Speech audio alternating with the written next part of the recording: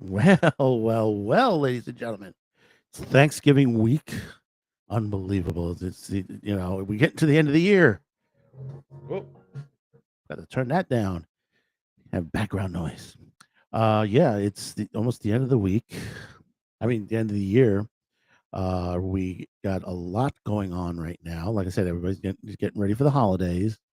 Last night Tulsa King ended season finale.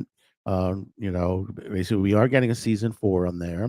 Landman into episode 2, which is it's hitting all pistons on that. And of course, last night, if you're into the It TV series, we got to see Pennywise as well. So basically, this is I tell you, it is an unusual week. And in fact, I got two, not one, but two people waiting in the background right now. I'm going to bring them out immediately because I know we got a lot to talk about today. First, I'm going to bring out Outpost Nerd. Hey, What's Outpost. up? What's up? What's up? Thanks for having me. Oh, Thanks thank for you for coming. glad this is a topic. I love Stargate.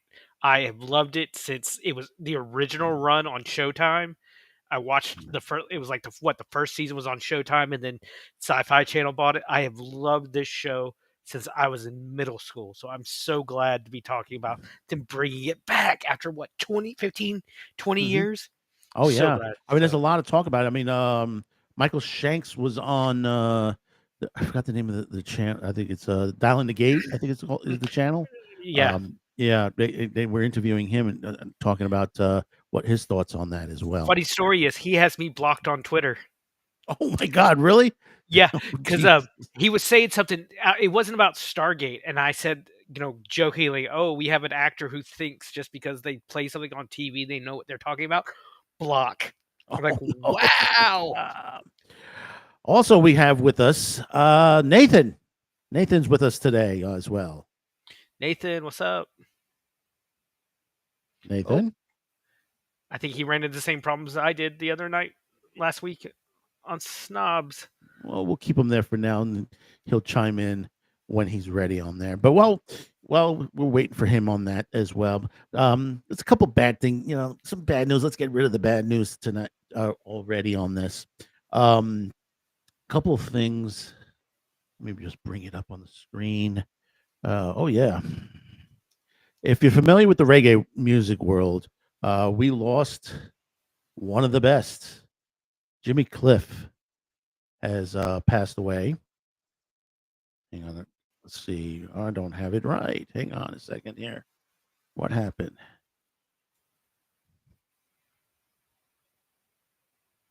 Oops. What happened to everybody? Well, we'll put it up there for now. Yeah, Jimmy Cliff passed away. You're not familiar with Jimmy Cliff? I mean, this is the guy, the man who brought uh, reggae into America. Especially with the movie that he did, the Harder They Come. Um, and basically, it is a great movie. It's in fact, besides Rocky Horror, The Harder They Come, basically was one of the midnight movies out there. I Mm, mean, that it played it became that popular. wow, that's I just to say something is as popular as Rocky Horror. That's crazy because Rocky Horror it was I understand everyone knows it was a flop when it came, but it's just because I used to when I was in college, our local theater did annual showing for about 3 years. Me and my friend would go dressed as the characters. I went as Brad, in my wife, my white shorts and my white T-shirt, and we did all the things with the entire toast and throw toast at the screen. But to say something, he was as popular. His movie was as popular as Rocky. That's high honor. Yeah, no, because it just basically they played the Midnight Skirt Circuit Hmm. on there, and basically it was on a continuous play. I mean, Oh, he's that's got cool. some great songs. I mean, he played like a gangster type something in Hmm. Jamaica, and it caught on so popular. I mean, a lot of them. Oh, we lost Nathan. He'll be back.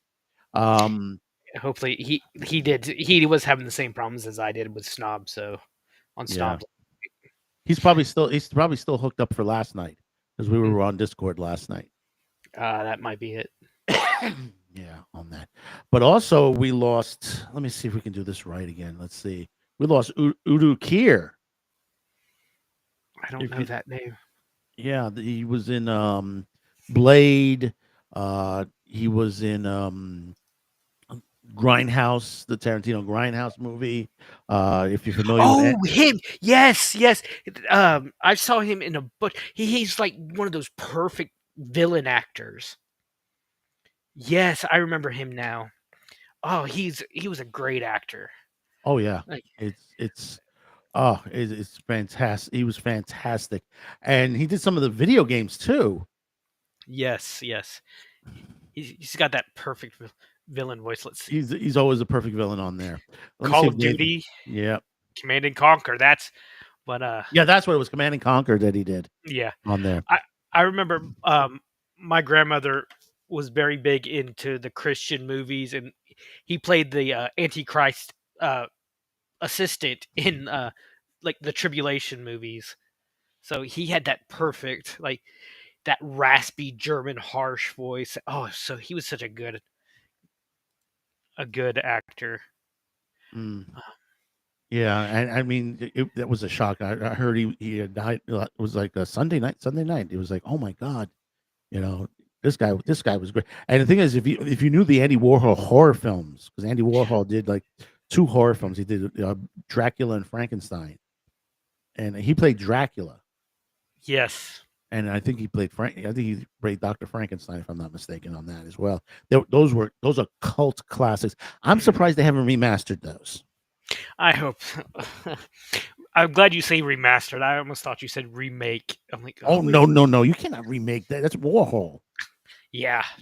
There's What? no way you can remaking. I'm glad you say about remaking, because Yeah. I can't believe I'm saying this, but there is a remake that's being worked on right now. The script has been written, and I don't know how they're going to do this. Let me see if I can find it again here. Uh, Still getting used to this. hmm Yeah. Well, and plus, Cloudflare with the problems they've been having this past week, the entire internet's kind of acting up. Yeah, Sleepaway Camp is being Okay. remade. Ugh. God Almighty. I know, but how can you remake Sleepaway Camp? I am so sick and tired of all these damn remakes. We don't want remakes. We want original content. Like I read yesterday that they fucking canceled the Last Ronin movie. One Yeah, of the pinnacle in not just the Teenage Mutant Ninja Turtle stories, but one of the most amazing storylines in comics in general. And they're like, "Oh, we can't make any money off this." You will make plenty of money. All right, let's try that. Ah, there you are. there we go. There we Yes. go, Oh, Nathan. You're a little loud. had A little loud. Little loud. Bring yourself down a little bit. okay. Okay. We can still hear you. I just do that to see how well I'm working. Okay. Um. All right. So hi. I'm a really old guy. My name's my so to speak name is Nathan Brazil. It's from old. It's from an old 1970s book. And like Ruh-roh. focus on a You're thing, cutting in and or out. maybe I like of myself as the generalist. I know And Nathan, a little bit Nathan, of you're everything, crackling. Nathan, and only Nathan, and Nathan, you're crackling a lot. Oh, whoa, whoa, and echoing. And you got background. okay, Yeah. yeah. I don't know what's going on with. Um. All right. Hopefully, well, the cracking might be my voice. Actually, it's kind of No, burning. no, no, no. Um. It's your connection. Your connection is overlaying. You're probably gonna have Yeah. to jump back out again and come back in. Yeah. Back out and come back in for us. When it's I'm like, he is the is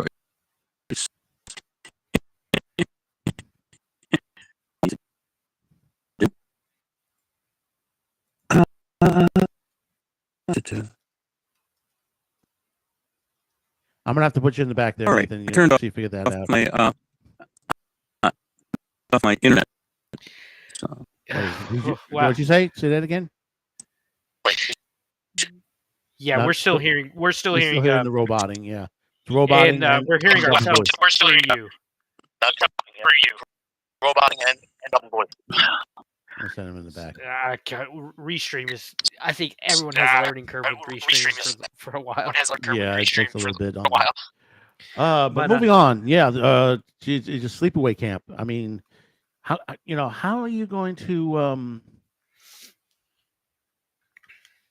to do something of this, and especially everybody knows the ending. Yeah. Well, it seems like we're all getting remakes and live action remakes. I mean, they're remaking Moana in live action already. Oh, it's already gotten hard. It's already getting slammed. It's being Yeah. slammed into left field. I would think after the Snow White fiasco that Disney would have learned, but they never do. Because you can't watch anything without putting money in Disney's pocket. They have their hand in every form of entertainment, nearly every channel on your TV. Or if you watch any sports or TV cartoons, it's Disney. It's impacted by Disney in one way or another. Mm-hmm. And I'm getting ugh. I know it's gotten insane. Yeah, it's gotten insane. Because point isn't MGM part of the Disney Corporation too? So basically, does that make Sam a Disney princess? Yeah, probably, most likely. Or but the thing is, here's what I'm already predicting. There's going to be a trans allegory. Yes. That's going to happen. For those of you out there, I'm sorry if I'm going to ruin the ending if you've never seen this movie before. The ending of this movie is that she's not a she, she's a he. To the point. Yeah. And in a horrible way that she became a her. Not that she chose. It was, what was it? Her aunt didn't want another boy in the house because they're basically like, I don't need another boy up there, and it just turned her into a girl. I mean, but that you can't that horrible. It was horrible. It's yeah. It's basically that how can I say? It was the shocker of the year when that movie came out. It's Nobody expected that.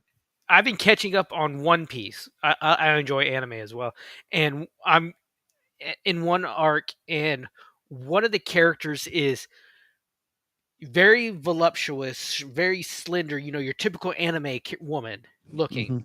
She's got long white hair, horns, because she's the son of this demon she turned good against her father. But in the entire I'm his son. She claims to be a boy, and you go on the wiki and it's crazy. It's like, no, there's nothing that's I don't get it. I'm like, if you're gonna put some background to it. Yeah, Nathan, you there? Hello, Nathan, talk to us, buddy. Nathan.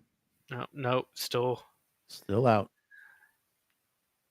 Take it back out there again. Yeah, it is. There was that other one. Was what the hell is it called? God's Blessing. Konosuba.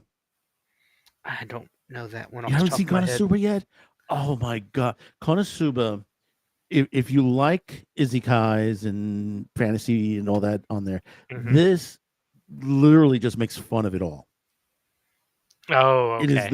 It is the worst things that can happen to an adventurer in a series. Series. It's like a D&D game. It's like but it's like just literally no. It's just everything just goes wrong. Yeah. He dies, and there's like this princess and stuff like that. Oh, I'll send him, but she's making fun of him. He goes, "You could have anything you want and all that." And he said, "Okay." you're coming with me. It's like, Have you ever seen the anime called Gate? oh yeah, I just got it on the new remastered on that. I like it. I think the main character, he's funny. It's like he's competent but accidentally competent. Well, we're getting a new season of it. Okay, good. Yeah, we get a new season. They're switching gears and it's going to be naval battles. Oh, that's gonna be interesting. I just love the mesh up between the modern world and this medieval world, just out of the blue. I love it. I had to get it. I had to pay extra just to get it Okay, because it's hard to get. It's hard to get that. The box set on that one. yeah. If it's not Dragon Ball Z, One Piece, or But Konosuba is worth it.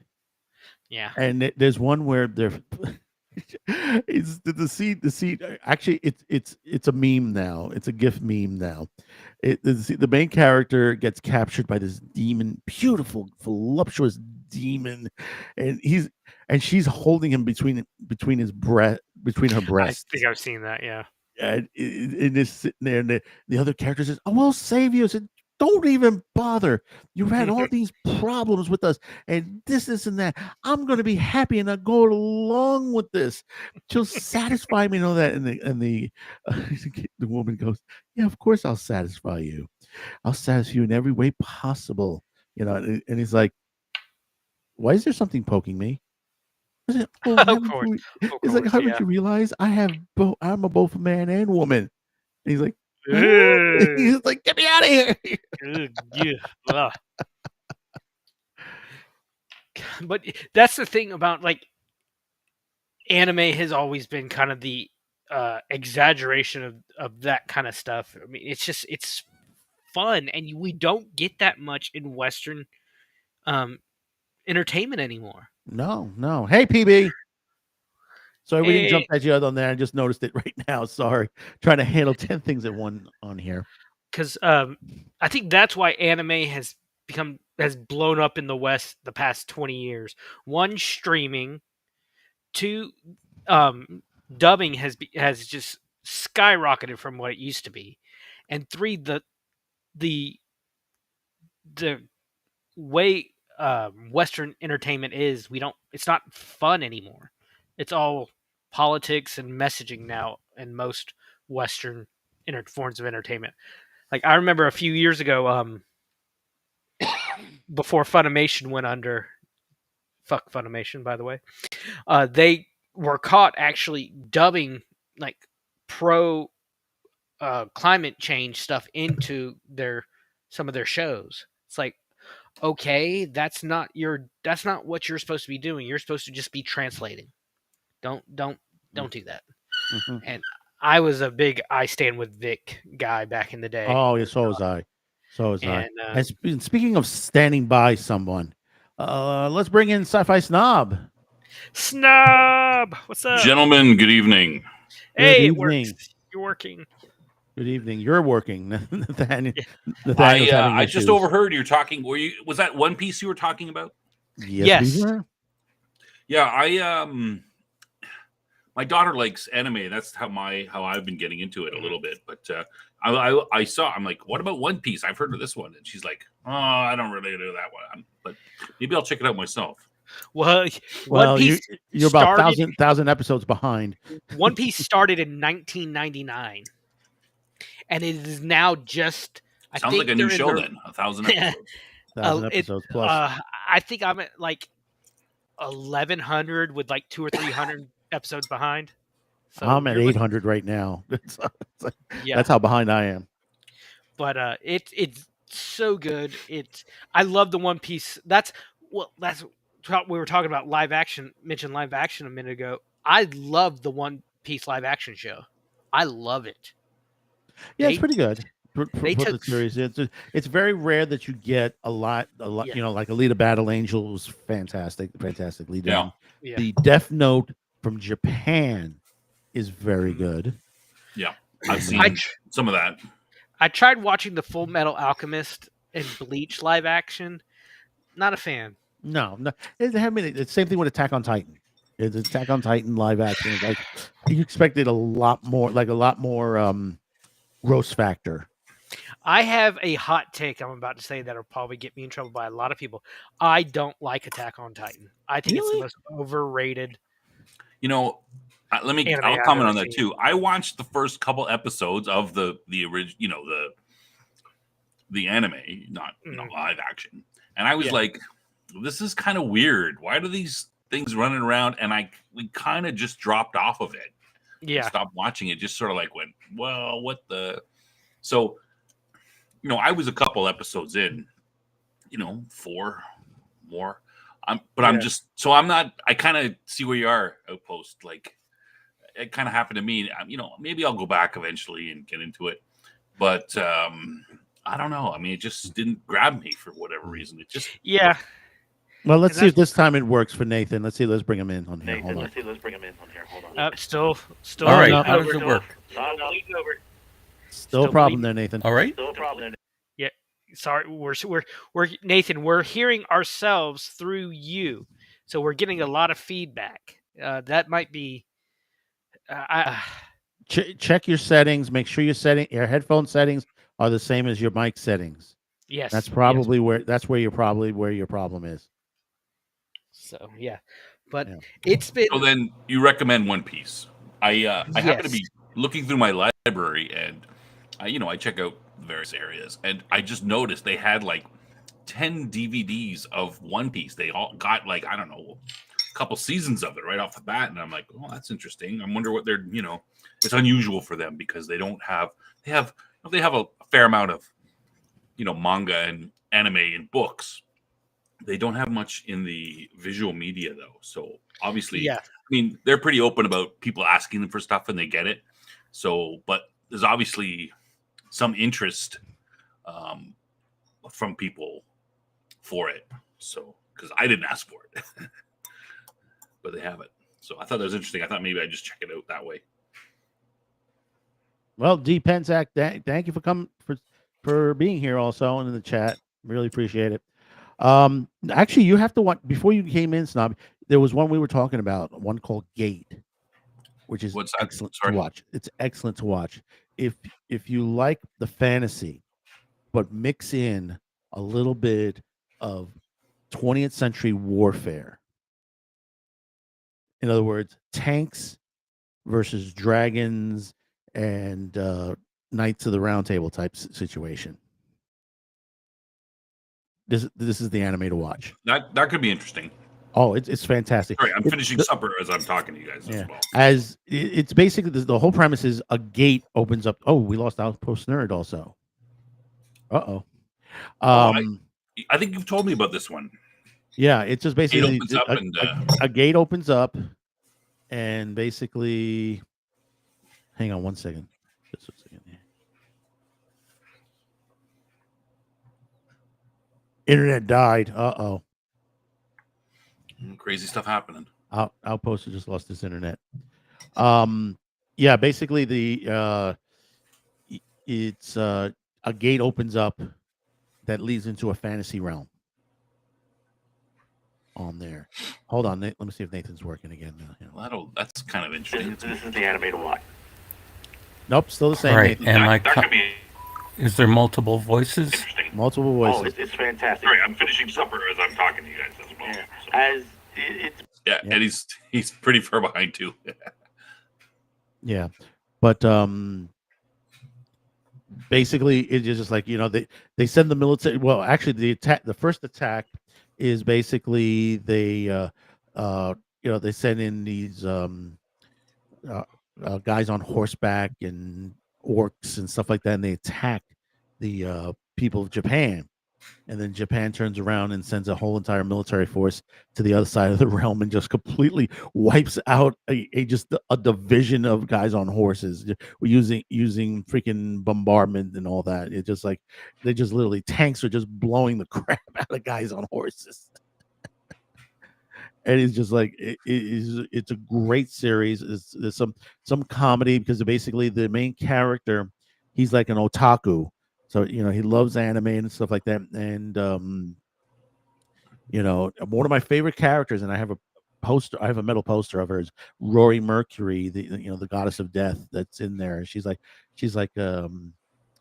how's it go? Is it a Lolita Goth in the series?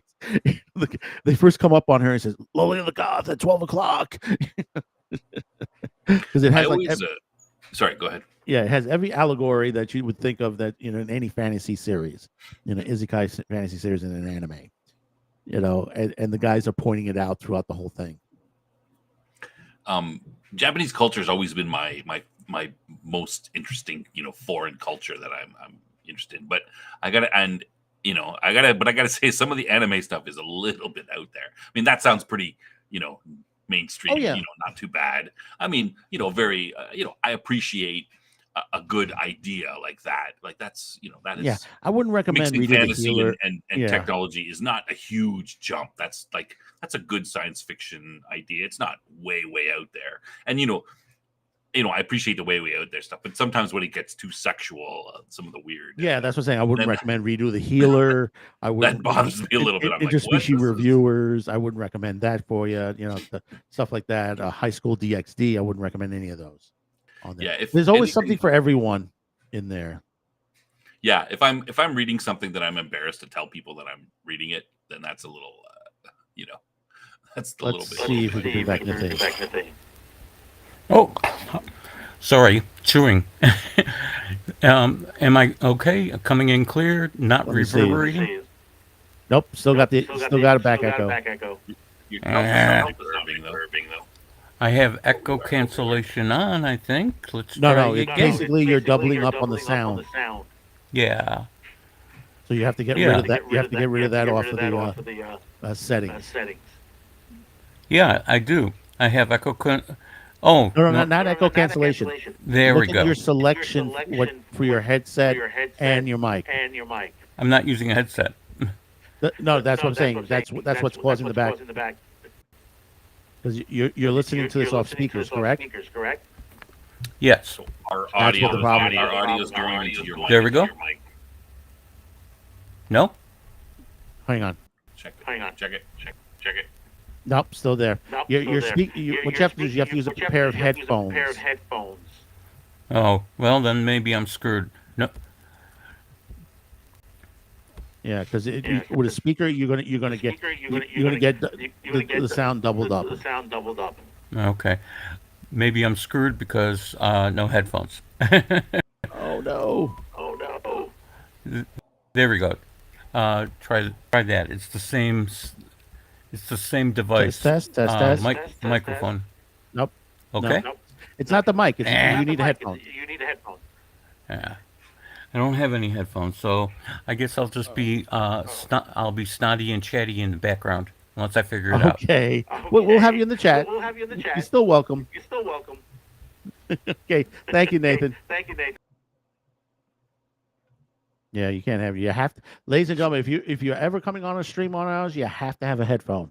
Pretty much every stream. Yeah, it's every stream. You need a headphone because basically what you're hearing, that's what's going to happen. Yeah, but audience is not very keen on that. That'll. But we'll move on a little bit Doubling here up, since we'll- I have we'll Snob piss here, everybody off. and because I got some other stories here before we get to the Stargate stuff here. Hold on a minute. Let me just get the chat back up in here. Okay, there we go. Where we go? Oh, yes, that's right. Well, here we go again on the Walking Dead series.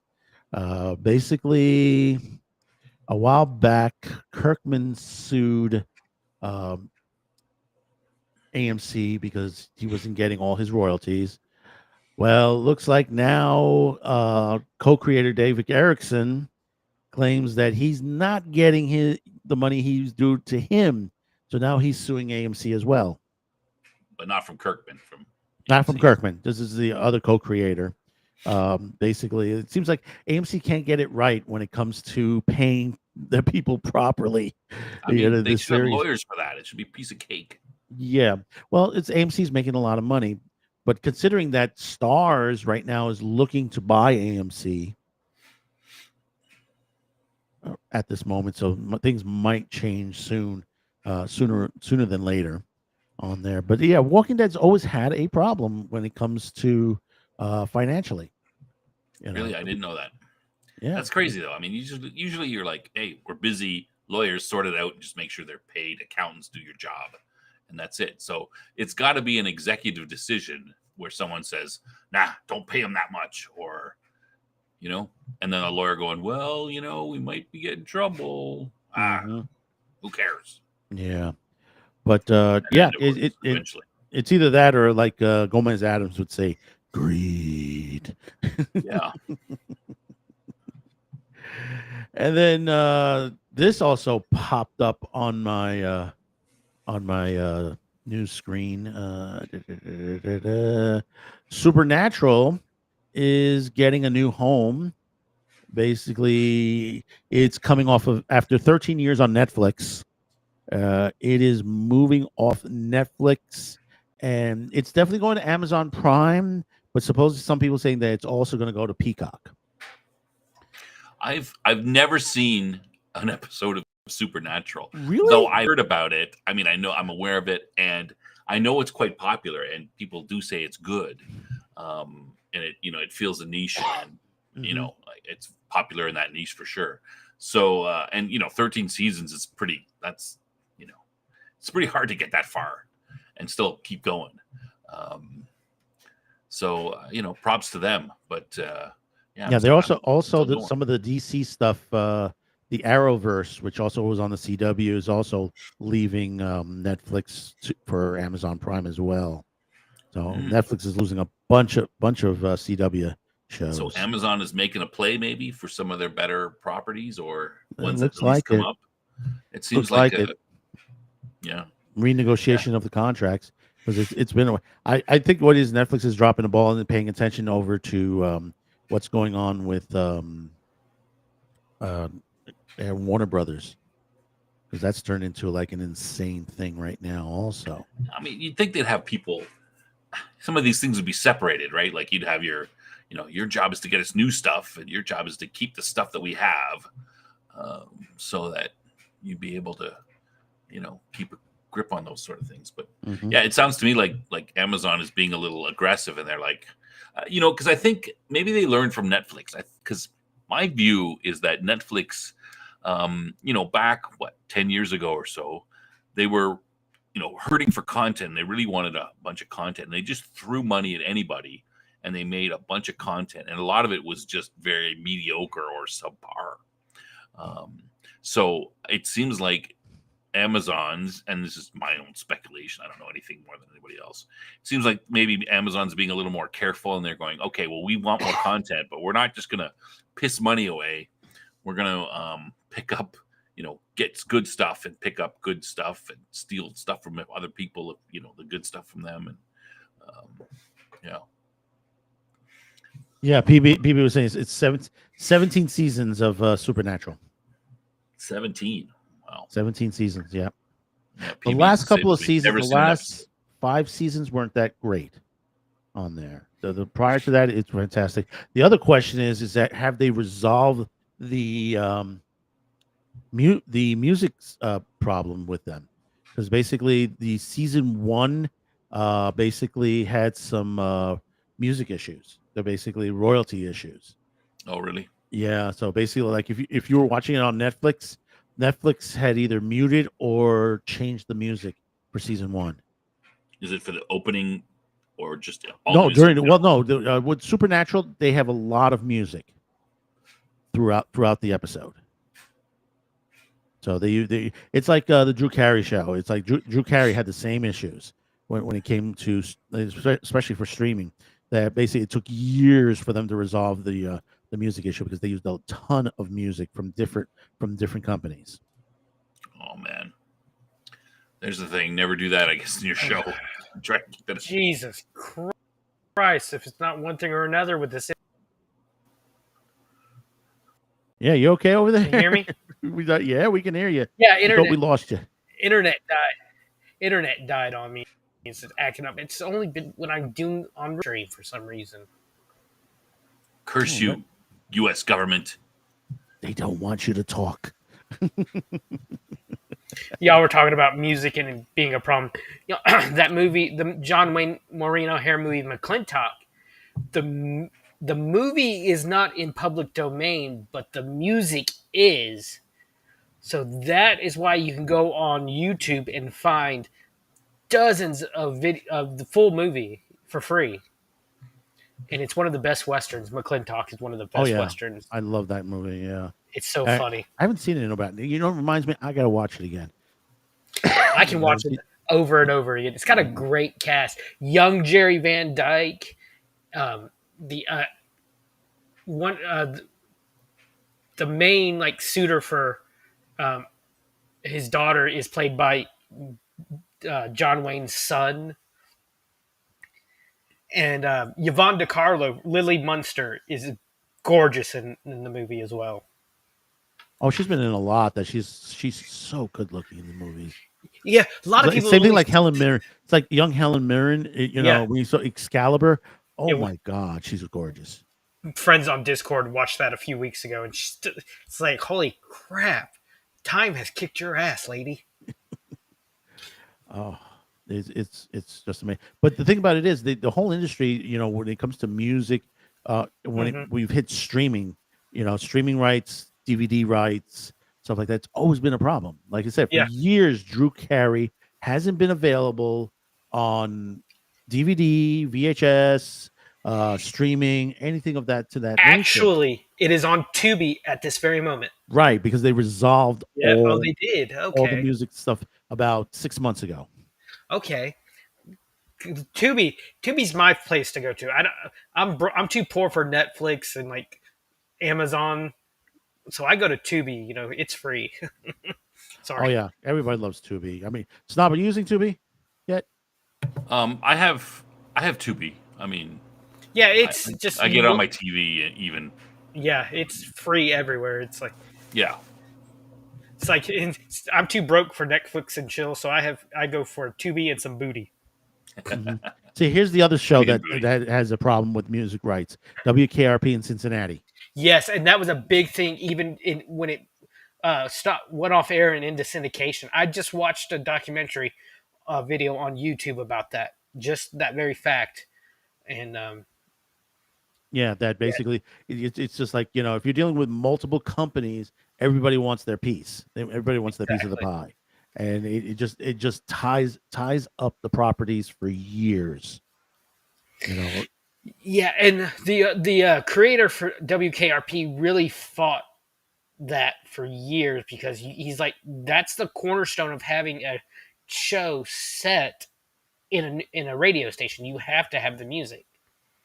Mm-hmm. And a lot of artists of the day, when their music was on WKRP, it would skyrocket through the charts afterwards.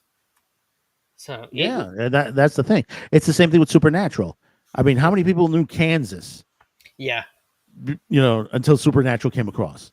Unless you grew up in the 70s, basically, nobody knew Kansas. I wasn't much of a Supernatural fan, but I did kind of catch bits and pieces of it. I love the ending, the final episode where Dean is in heaven and he gets into baby, and it's just that slow ballad of "Carry On My Wayward Son." Oh yeah, starts playing, and then at the end he's on the bridge, and Sam. I can remember. Sam is the younger one, right? Yeah, Sam's the younger, and he shows up all young after you've seen him having a rich, full life. His son dying in old age in his bed. I just love Jensen and Jared as people because they are so freaking hilarious. I think one of the best retakes of Carry On Wayward Son has to be Supernatural the musical. Yes, that's the one. They were investigating something, and they walked into a school play because there's that whole story that there are these novels out there that somebody was writing the novels of their story because they were, they were a prophet of God, which we find out actually was God. Sorry to ruin it for everybody. It's over long enough. Yeah, it's basically that God was writing their story into like I thought it was comic book Metatron. novels for comic book stores. And I thought it a was the school Metatron that was writing it. No, it wasn't Metatron. It wasn't Metatron. Because the Metatron, I remember, was played by the guy who played Booger in the Yeah. Revenge of the Nerds. Because I love him. He's one of my favorite characters in Revenge of the Nerds. Yeah, no, Metatron was a book reader. Okay. He read books. He didn't write books. He read books. But God was was putting everything that was happening to Sam and Dean into books that were being sold in comic book stores. And basically these kids picked it up and created like Supernatural the musical. Mm-hmm. And it was like, they walked in, they're like, what in the holy If I'm not mistaken, that's the rendition of Carry On that they played in the final episode. Yeah. And it's just so hauntingly beautiful. Whoever sang that version, she deserves an award. And I love that they brought Bobby. Bobby was one of my favorite characters. Oh yeah. And I mean, there were a lot of good characters. I mean, 17 years of this. I mean, it's like there's so many good characters, both villains and other people, other hunters, and the people that have came and gone, storylines. I mean, still, my favorite storyline is when they went after when the gates of hell opened up in the early part of the series, and they had to go after all those demons on them, and Lilith was released out of hell. Mm-hmm. Yes. I love the bloopers. They had some of the best bloopers. Jensen and Jared do some, and Jensen came back for the Winchesters. That spinoff set in a different world about their parents meeting. And Tom Welling, Clark from Smallville, played their grandfather, if I'm not mistaken. And there's a scene where Jensen, he messes up his line. He's like, yeah, and he goes off script. He's like, yeah, I know what I'm talking about. We did I can't remember the 15 seasons of or 10 seasons of Supernatural. That's, if you're counting, that's 5 more than Smallville. And it pans to Tom Williams like, you son of a bitch. So he broke him. I love it that's how they like welcome the new actors. Jensen and Jared just tore into them. But I think that was an example of perfect casting, Jensen and Jared together. Oh yeah, it worked so well. Yeah, every character worked so well in that series. It just everybody. You had the what's his name that played Negan in The Walking Dead. He was in this series as their father. Dad. Yeah, he played the father. And then you had Lauren Cohen, who was in there for a short time, who's also in Walking Dead, who was playing the woman that was like freaking. She was on her way to hell, and she was trying to save her soul from going to hell. That she had the demon dogs after her. Crowley, he was that's not the Crowley, name. Yes, Crowley. He's a great actor. The king of hell. I loved him in The Impossible Astronaut from Matt Smith, Doctor Who. When they go back in time and they're dealing with Nixon, and then turns out the doctor is the reason Nixon had to erase the tapes, and eventually got impeached, which I found freaking hilarious. And then, of course, they introduce Crowley's mom. Yeah, she got gorgeous redhead. Oh my God! Talk about a sexy redhead that they threw in there. And the Scottish accent as well. Scottish. And the accent. And the guy who played when they go back in time and to meet the head of the Man of Letters, you do realize he was in Stargate as well. Oh yeah. He played. I can't remember his character's name. He was in Atlantis for a while, and then he went on to do the thing with Stargate and all these. What is it? Toronto shows. You see a lot of the same actors from a Hallmark sci-fi channel.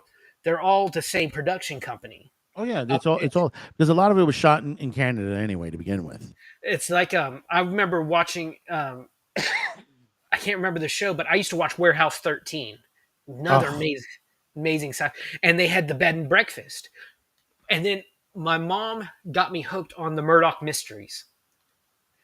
And they show this mansion in the Murdoch Mysteries, it's set in like Edwardian Toronto.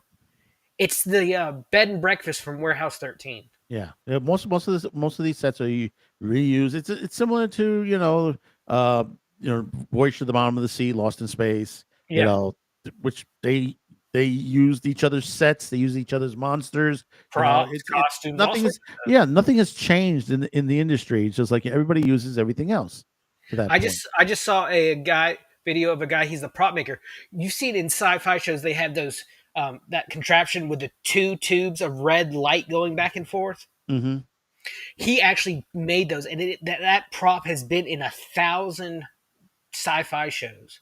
There's in Airplane 2 when they have William Shatner. He actually comes in and it has that prop. He's like, "Oh, he plays the military guy trying to save the space shuttle." He says, "Can you tell me what this is?" And the guy literally looks at him and says, "Sir, this is the most important prop in sci-fi history." And then they go about their business. It's that meta aspect to it.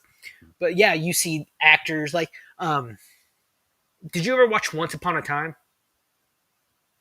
Yeah, some of it. I didn't really get too much into it because it was so I much. watched it, but then it got repetitive. Yeah, exactly. When it started getting repetitive, I was like, oh, okay, I'll let it go. Well, did you watch the latest Power Rangers movie? That was crap. Nope, missed that one. Good. I don't recommend it. But the Angel Grove of the movie is the same town from Once Upon a Time. Yeah. And So speaking of movies, and I have to bring this up also, another story that I have on here and there. But over the weekend we had Landman's episode 2. It's not you haven't started seeing this yet, have you? What's that? Landman. Landman. Have you got Taylor Sheridan's Landman? No. Oh, it's so good. it's Billy so Bob- good. We're in season 2. It's basically it's like Dallas, but from the oil fields themselves. In other words, Yeah. it just basically takes place on the oil fields in Texas. And Billy Bob Thornton, I think, gives his best performance he's ever done. This is some of the best performance you see on there, and it's just literally it's family that they're working in the business, they work in the oil fields, and all the problems that they go through dealing, especially like their cartels, the drug cartels they're dealing with. They had to make deals with the drug cartels so they can, drill in the areas and stuff like that. And it's really well done. Now Taylor Sheridan has been hitting it all in all shows. I mean, you had Tulsa King just finished off on Sunday because you had Sam Jackson come in the last 2 episodes because they're spinning off his series. I gotta watch that. Is this a Yellowstone but with oil fields? No, it's made by the same guy. It's made by the same guy. It's not Yellowstone. Nothing to do with Yellowstone. Yellowstone. No, but I mean, is it basically the same type of show? No. Okay. No, Taylor has a style. Yeah, he loves the Midwest stuff. Anything from the Midwest. All his shows are different. The thing I watched about the first 2 or 3 seasons of Yellowstone, but when it started becoming Taylor Sheridan's cowboy jerk off fantasy, like when he self-inserted himself in the show, I'm like, oh fuck this.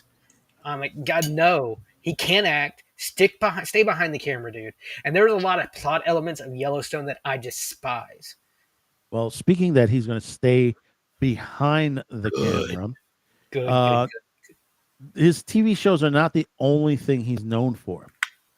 There's a little known movie which was excellent, had a sequel, and now it's going to be getting a 3rd. And that is Sicario. If you have not seen Sicario, this is an excellent film. Josh Brolin on there. And Benicio del Toro. This is it's pretty good. I actually haven't seen the whole thing from start to finish. I've been meaning to watch it. I've been seeing pieces of it, but it's pretty. It's pretty. He's good. doing. So the first one is Sicario, and the second one is Day of the Soledad. Yeah, he's doing a Call of Duty movie. Taylor Sheridan. I just saw. He's very busy. He is super. Not also they're doing the Sam Jackson Tulsa King spinoff down to Louisiana. They're doing a sequel series for Yellowstone too, called Why Marshals, which is going to follow Casey as he joins a specialized group of U.S. Marshals tasked with protecting Montana. But Aren't we just getting into isn't Hollywood just getting stuck doing the same stuff? They are. They all are. these anti-heroes, They are, but Tulsa King, Taylor has they're a kind of style. these anti-hero. Isn't it? Shouldn't we change it up a little bit? Like, My thing is, when did we start cheering for the villains? yeah, that's all we do now. Yeah, I know. I mean, Well, I'm a villain kind of guy, 'cause I love the villain because the villains are the important part of the story. I understand that. I Me understand too, and that. I like a good villain story too. But it's everything is a villain story. Yeah, when a villain becomes the hero. Yeah, No. like And that's Tulsa King. I'm sorry. Rip and Beth are the two worst people ever on TV talking about Yellowstone. Beth blamed everyone for her issues, and Rip just was okay. I saw Yellowstone like this. Yellowstone was a cult, the cult of Dutton. When you're having to brand people to keep them working for you, and the only way for them to leave your ranch is to die, that's not a ranch. That's not a family. That's a cult. Mhm. When you take him to he knows too much. Take him to the train station, and Rip had no problem doing it. And to Jane- answer the chat question, yes, Sheridan's leaving Paramount for Universal. That's in 4 more years. And 4 more another years he has on his contract. hot take I have. Jamie did nothing wrong in Yellowstone. Jamie did what everyone asked him to do the entire series. Jamie, like, there's a flashback in season 1 with Jamie wanting to be a cow. John asked Jamie, "What do you want to be?" He's like, "I want to be a cowboy like you, Dad. I don't need you to be a cowboy. You're going to be a lawyer. Here's your acceptance papers to Harvard. Go." Come on, dude.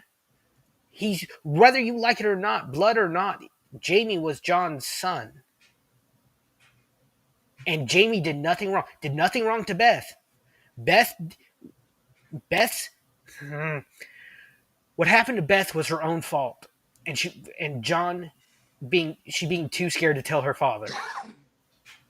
And I know some people like, well, Jamie signed the papers because that's what Beth wanted.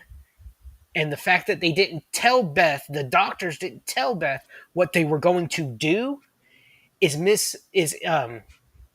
what's it called when the doctor messes up? Malpractice. Malpractice on their part, not Jamie's. Jamie did not have John killed. Jamie's wish said, "I wish my dad would die. I wish he would die." And this bitch who worked for him took it upon herself to do it. Everything Jamie did was for the betterment. Up until he had the falling out, I will admit that, until he had the falling out with his family, everything he did was for the benefit of that ranch. The only one to stay out of the 3 kids was Jamie. The other 2 ran for good reasons, I will say. Beth, with the death of her mother, had every reason to leave. Casey had every reason to leave with his issues with John. But the only person who stayed and got abused over and over again for staying was Jamie. That's why I stopped watching in about season 3. But you got to give it to Sheridan. He gets a good cast in there in all these series. I mean, for example, Tulsa King. I mean, you got Dana Delaney in there besides Sylvester She's Stallone. gorgeous. That's my lowest lane. When I'm reading the comics, her voice is the one I hear. Exactly. This season you had Robert Patrick and Kevin Pollak this season. Okay. You had Neil McDonough returning, Frank Grillo returning, Annabella Sciorra is in this.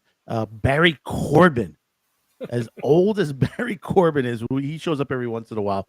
He plays Garrick Hedlund's dad in this. Who plays it's Mitch Keller. Yes, him. Yes, I remember him from Charlie Sheen Anger Management. Yeah, exactly.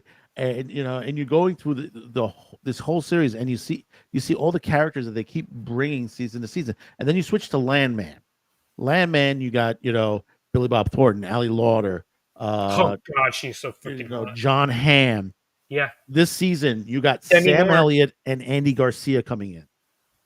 Demi Moore, you can't forget her. Oh, and Demi Moore, they're extending her character. Yeah. Well, On didn't this John series. Hamm's character pass away? Yeah, they had him pass away this due to he had a heart attack. Yeah, and now Billy Bob Thornton's character's taking Demi taking over the company, but Billy Bob Thornton is Runs the now the head of the oil company. Yeah, that's the good thing.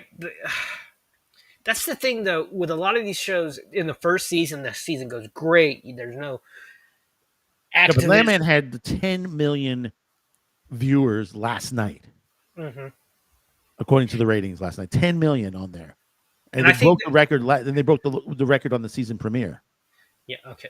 I think it's an original content. I mean, how many other shows could you name set on the oil fields?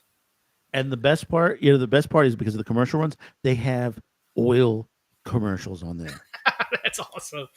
The American Petroleum League has commercials running on freaking Landman. That is awesome. They got quite a good cast here. I'm looking at I'm like, wow, this is I love this really good cast. Yeah. I love the scene where Billy Bob Thornton's character takes what's her name, the lawyer, out to the Taylor Wallace, Rebecca. Takes Rebecca out to the windmills, and he explains to him that everything wrong with it, and he's like, he's basically saying, the petroleum industry is a necessary evil at this time. So you can't run the windmills without the oil industry, and they'll never offset their carbon footprint in their entire lifetimes. Exactly. And it's all based in fact. It's all based in fact and science. Everything he says to her in this scene. Yet he still says it's a necessary evil. Yeah. He's like, I would love to be able to have. I just think, it's like the cops who go, guys who are filming in public and people don't like it. They go, well, unfortunately, ma'am, I can't arrest them. What do you mean, unfortunately? Yeah. What do you mean necessary evil? Well, no, it's the same thing with the cartels. When he's making the deal with the cartels and he says, hey, listen, you got drugs now, but that ain't going to be forever. Oil is forever. Oil will last 50 years longer than you be lasting you're selling your drugs.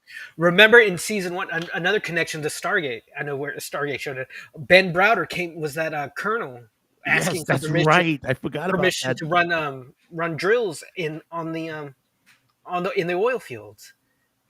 Yeah, Brent Brower was on there. I was like, oh my God, that is bad. He's old now. Yeah. I remember I loved Farscape. I loved him in Farscape. That was one of my favorite shows. I loved the puppetry in it. It was a big Jim Henson show. Jim Henson Company did all the puppetry for Farscape. Sorry. And then him coming in. I think once the replicators and the Gould were defeated, that SG-1 needed to end. So you're looking about the end of season 8. And then they brought in... Yeah, but then they brought the Orion. Yeah, I think that was kind of just them kind of trying to keep the money going a little bit. But Colonel Mitchell was kind of too much at times for my taste. Too much like Crichton from Farscape. Yeah, but you had Claudia Black also in there. There were times you had 2 people from Farscape, and they were a couple in the Farscape series, and meanwhile, they're not a couple in this series. But you see the tension between. Well, remember in the series finale, Vala tries to seduce Daniel when they're in the time dilation for their entire lives, and he's like no, and she falls apart because they're like in that time dilation for like 50 years. But one thing it's I remember seeing this when it first came out in the theaters, the original Dean Devlin movie, with Spader and Kurt Russell was he's amazing. Snob, did you see this originally, the movie? Which one? Stargate. Oh yeah, the original movie for sure. That was a big deal. I mean, yeah, that was. I just couldn't remember 10 seasons plus all the extras of the. Yeah. Yeah, that's understandable. And the movie itself was like you didn't think of this shit, back then, and it was like, holy shit, who the hell thought this up? Well, Dean Devlin, it was somewhat unusual at the he time. has been working nonstop since the movie. He did I think he worked on the other Stargate TV shows, didn't he? But he didn't.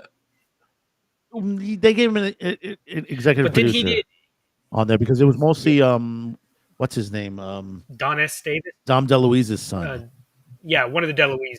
the older son, the one that was Wizards? in no, not Wizards. He was in 21 Jump Street. There's so many.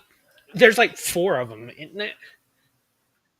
The older one was in fact he's in the first. In fact, if you watch the first episode David of the series, he's in.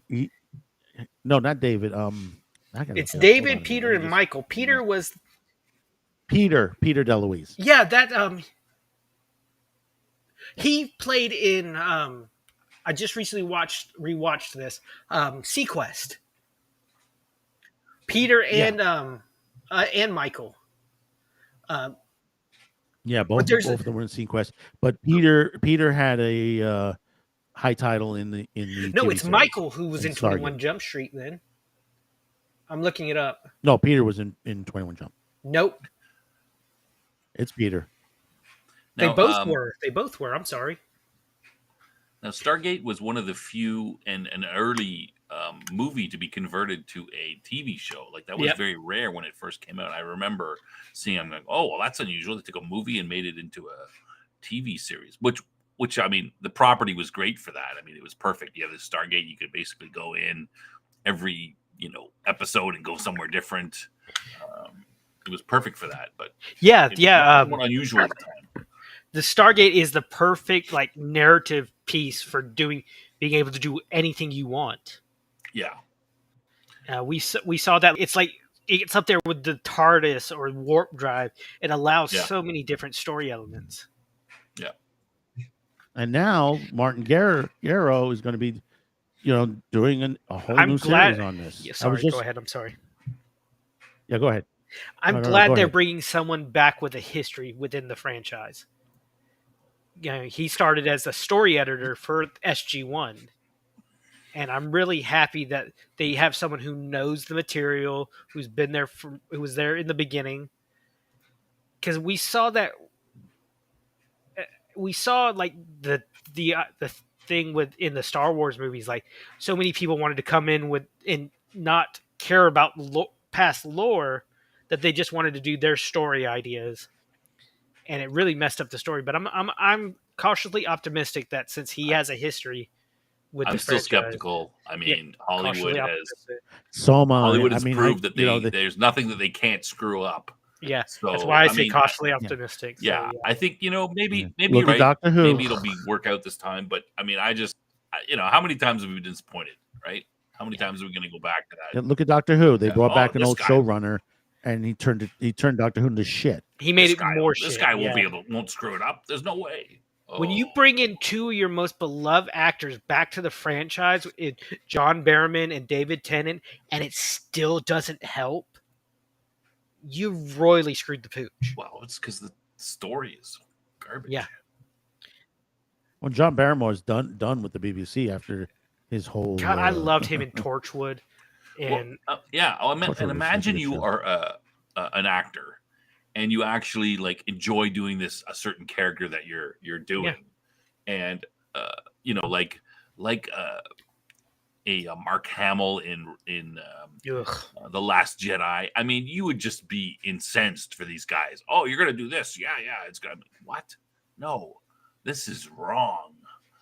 Why are you doing this to me? I am this character almost. Yeah, PB goes. The TV show was built from the movie. Basically, it changed everything, but it was done very well. Brad Wright, Mark Garrigo, John Mazu are all involved. They are the brain trust, which it is. But like we said, you gotta take it like a grain of salt. I mean, I was watching the interview with Dr. Jackson, Michael Shanks, the TV series. And he said, "Hey, listen, we're here. I mean, they're doing everything right now.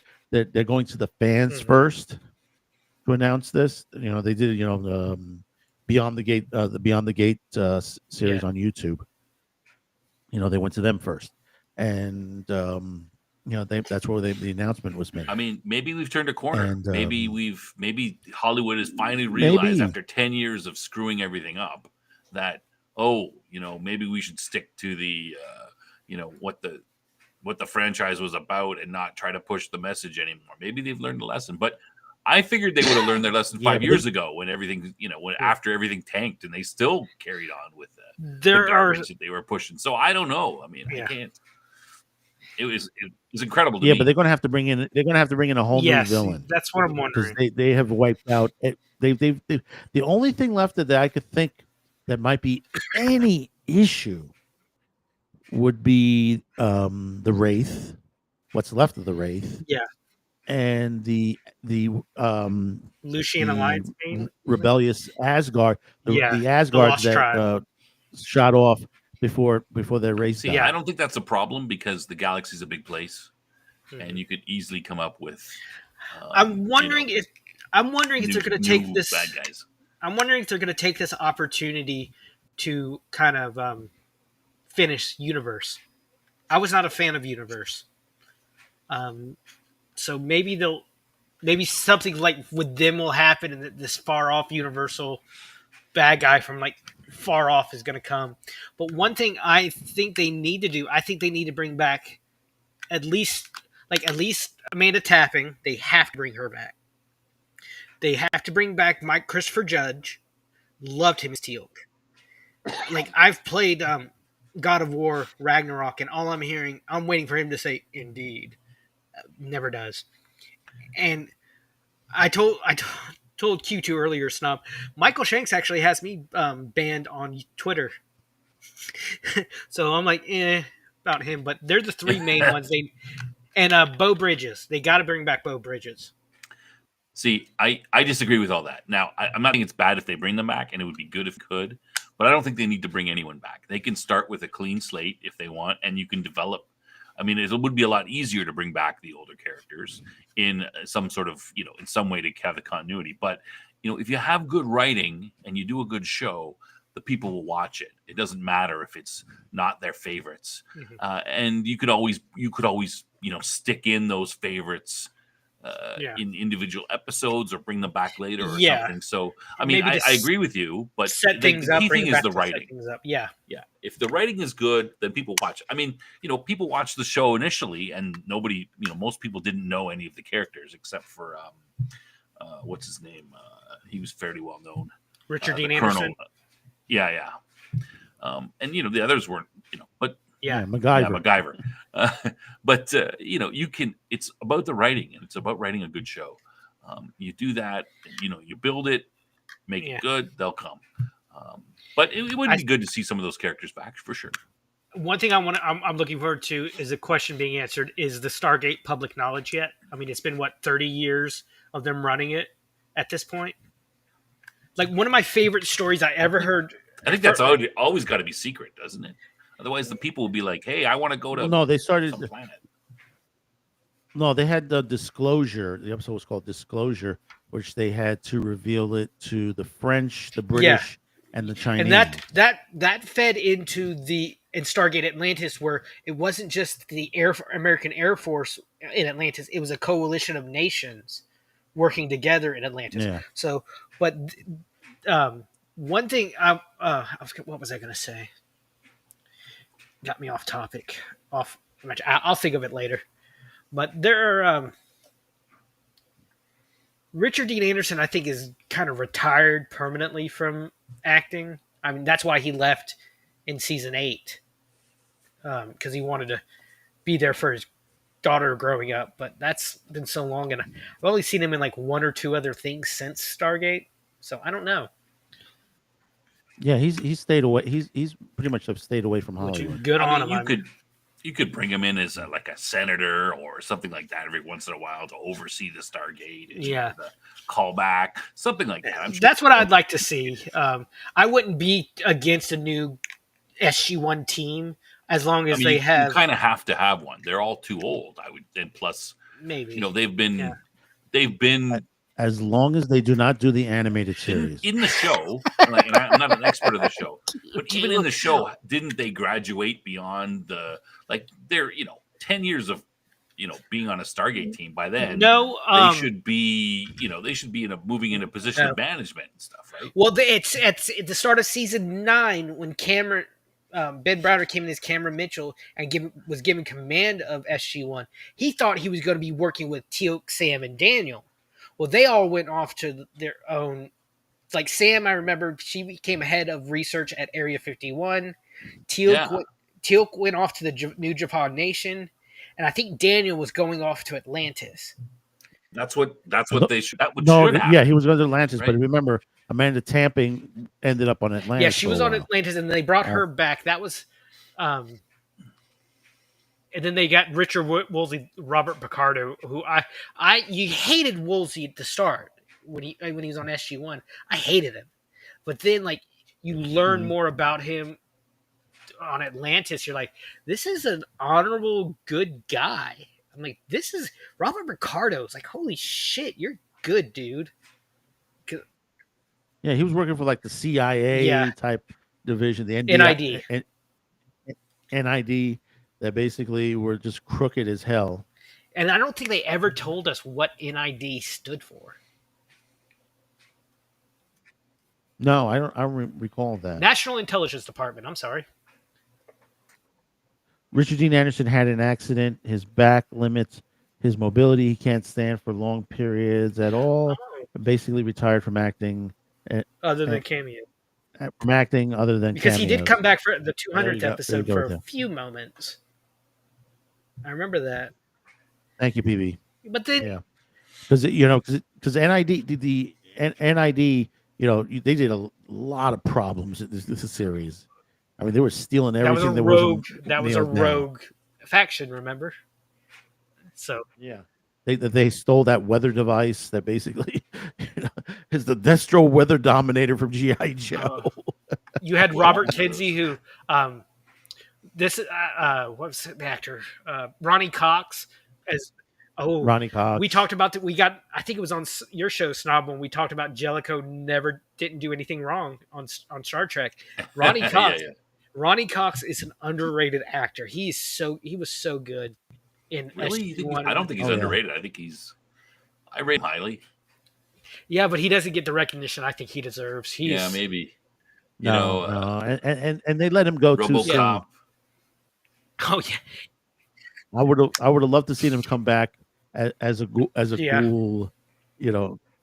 the ghoul that was inside of him when he I would have brought him back on Star Trek as a captain of another ship and butting heads with Picard over some sort of, because they brought back they bump heads on the not really on the show. There's a book series called Star Trek New Frontier where they brought back he's Admiral Jellicoe, and he busts heads with the captain of the Excalibur. It's a great book series.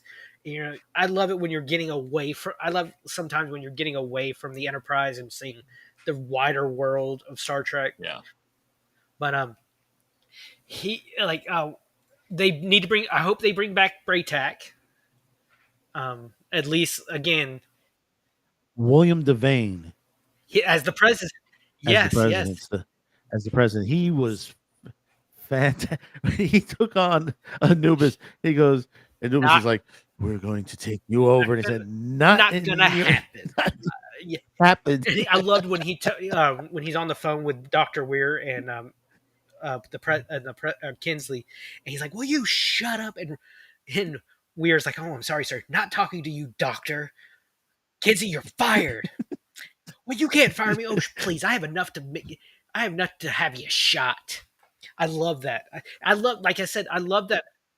Devane, when they brought Devane in, just like, oh, this is the next level.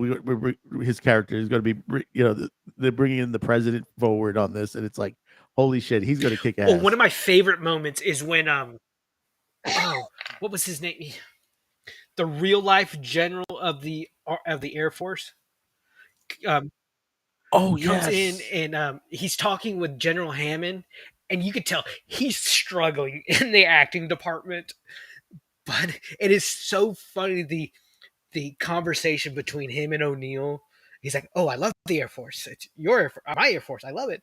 I love the Air Force." And O'Neill walks out and says, "You got your hands full with that one, huh, George?" It's just one of those, because the Air Force loved SG-1. The Air Force said, I've heard Richard Dean Anderson. He said, I was told like SG-1 was the best recruiting device for the Air Force they said they ever had. Yeah, in fact, yeah, that was right. The recruitments were up. I wanted to join the Air Force, but I busted my knee in a car wreck, so I couldn't join. But yeah, in the first, I think was it the first 6 seasons, there was an increase in basically people signing up. Well, you know how the SGC is beneath NORAD, but Cheyenne Mountain, you know, NORAD in Colorado, and all those exterior shots are actually a tunnel on base. But there, I think it was for the extras for the Arc of Truth DVD. They had the convention panel, and one of the producers said that he went on a tour of NORAD. The general gave him, like the colonel in charge or the general gave him a tour, and he said they passed this big metal door with this huge keypad lock on it, and on it, big white letters, it says Stargate Command.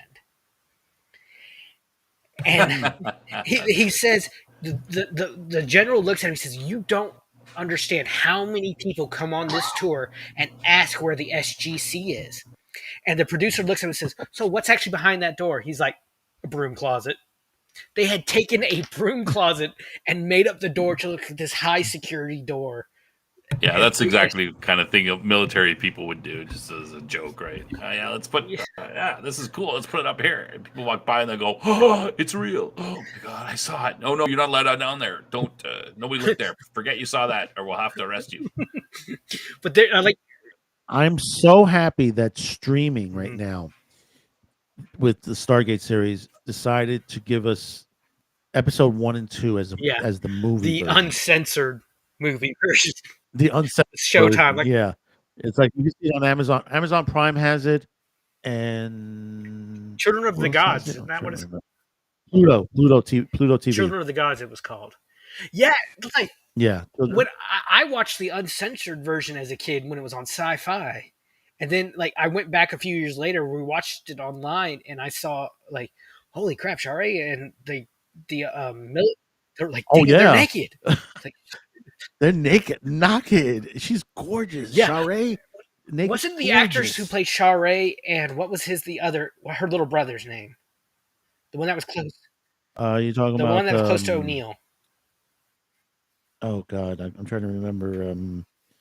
I can't remember his name on there, but I know you're talking about on there. And Clovis was his symbiote name. Yeah, you looked that up.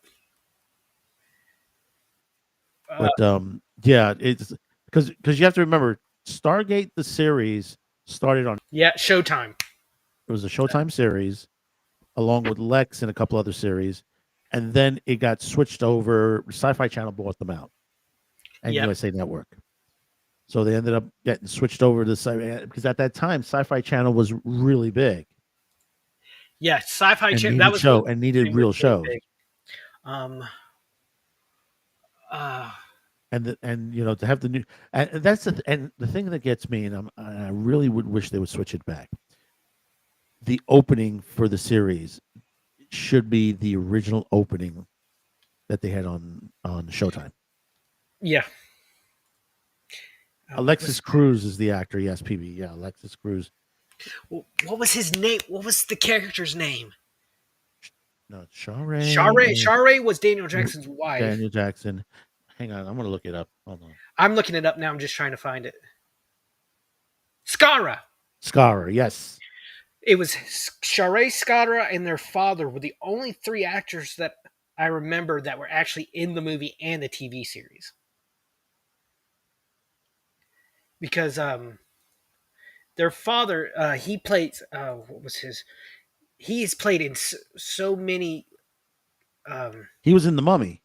He was in The Mummy. Recently, he was in The Chosen. Yes, that's right. um, um, Eric Avari. I hope I'm pronouncing that right. Great, such another great actor that we've seen in so many sci-fi shows and movies. But he does in The Chosen. He does the John 3:16 scene, and it's a really powerful, emotional scene that he just delivers beautifully in that on the show. But I think those three were the only actors that came back for the TV show. So Yeah, because the French Door didn't come back on there, and he was replaced. And I always forget the crazy guy from Third Rock from the Sun. John was in Deal and John Stargate. Deal and French Stewart were replaced. Yeah, the entire Abydos team was replaced. Um, I mean, even Catherine was changed because they had Catherine return in that episode.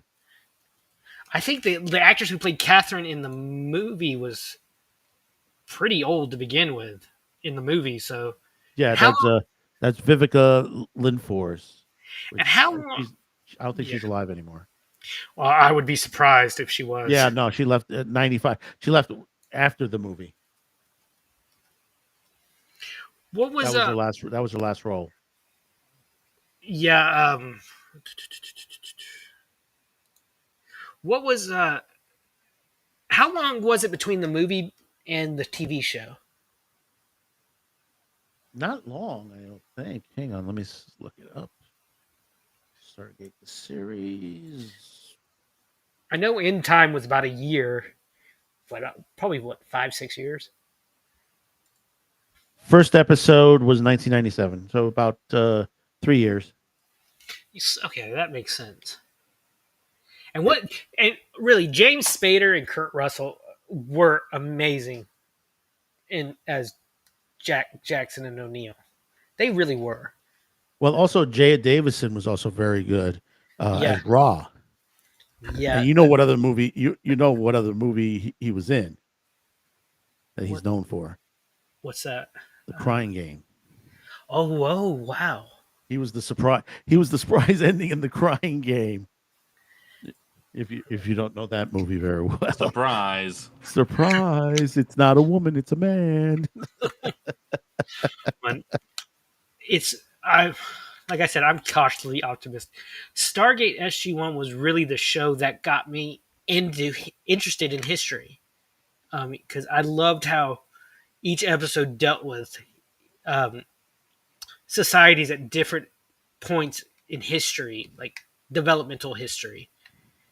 And I love the episode with the mongrels.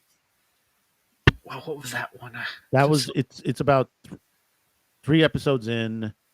It's the 3rd episode, in fact. It's the one where they land on the world. What's his name? Shang Tsung is the freaking.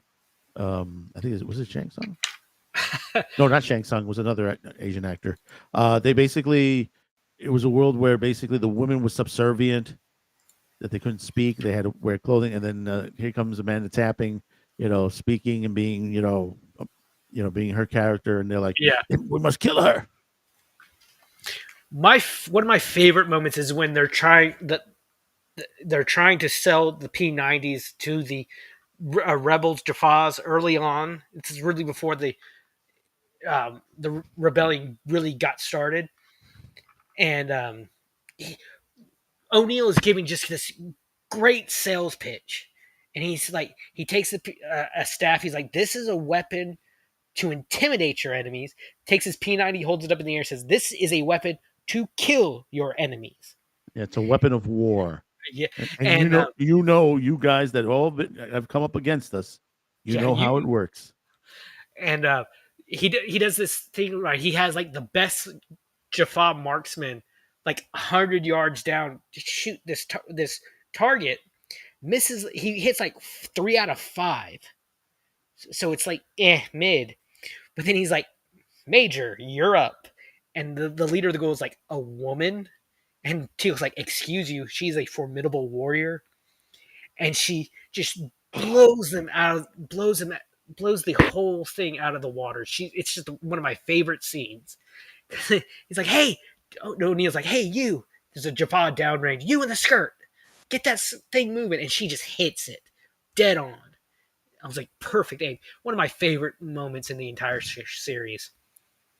That and in Atlantis when Shepard showing Ronan how to use their guns, not realizing Ronan is a commando in his own world.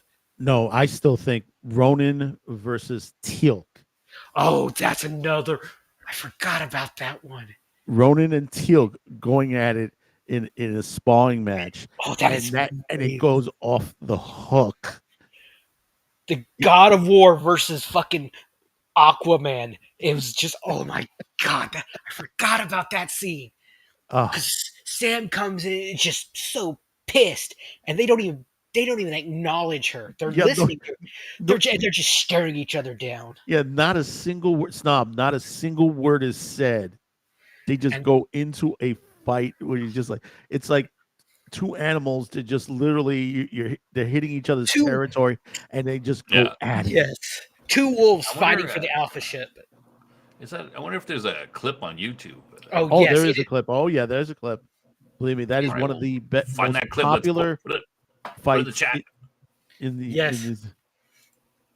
Because they go on and fight together and become good friends at the end. Yeah, Ronan. I mean, I put it in the chat. Let the viewers see it. Yeah, I'm looking it up now. I got it. I'll check it up. I'll check it out after. Put it in the chat. I haven't seen it, but that sounds like a good fight scene. Oh, for sure. Just, I mean, those are aggressive. It's when people do a good job. Meanwhile, Shepard and everybody else are freaking taking. They're playing these bets, yes. And they're just because you got to think how little entertainment do they probably have on Atlantis on a daily basis. God. When media is done well, it's done so well, and it can move us so much. But yeah, this proves done Stargate poorly, proves it's garbage. Yeah, you have two just such amazing and intimidated actors putting on this amazing performance. I'll share it in private chat, Q2, and you can do. Yeah, I'll share you the can link. put it up. But because and look what these guys have become since then. Christopher Judge and oh my god, his name has left me. Ronan, actor. Can't remember his name. Wait, Ronan himself? Jason Momoa. I couldn't remember his name. Yeah, Jason Momoa. They've gone on to such amazing things, and like I remember there's an episode of MacGyver where MacGyver goes undercover at a school, and guess who one of his students is? Christopher Judge. Mm. And then there's another episode of MacGyver where there's a bomb in a car, and there's a cement truck nearby, and he yells out at the driver, "Hey, move this truck over here!" Guess who the driver is? Don S. Davis, General Hammond. Mm. So that's another one we lost. It was such a great actor.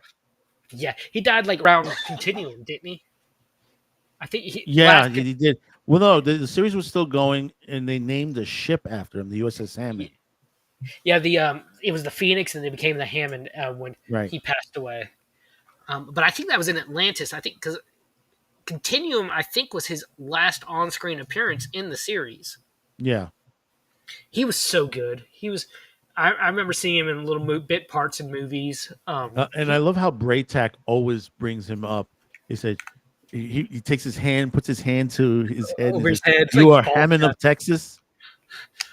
One of my favorite is when SG-1 is captured by the female Gould, and she's brainwashing to thinking like they're like 50 years in the future, and he's created this whole facade of Stargate Command, and Hammond's been told it's a waste of manpower. They're gone. You can't do anything. So Teal'c actually leaves and works with Braytak to raise an army to save them. But Hammond, it's the only time I think you see Hammond off-world. He appears on Chulak, and they have this amazing little ship. It's like an early puddle jumper. it's called like the threader or needle, threading the needle, and Teal'c just takes it through, and Hammond just blows up that turret, and he just gives out a big Texas yeehaw, and you see Teal'c turn Yeah. around like he gives his little eyebrow lift.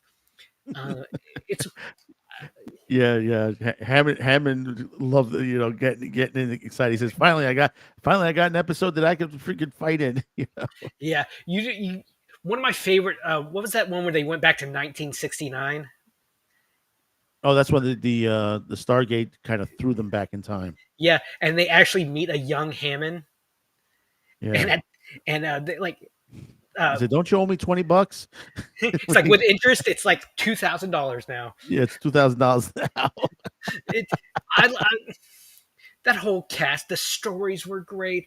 The look of, I remember them saying that the Zat guns were the most cumbersome, stupid guns that they ever had to use. They had to use in this show. It was a snake head. That's what, because it Yeah. popped up as a snake head. But I just love the mythology that around it. That they used, they were able to, like I said, using the Stargate allowed them to use so many bits of mythology from the world. It's just so good. I can't express how good it was.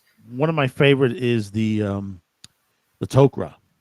Yes. First appearance of the Tok'ra on there, and it's like Richard Dean Anderson is trying to ask, so what's the difference between you and the Gua'uld? Oh, and they got pissed. They're like, we are not Gua'uld.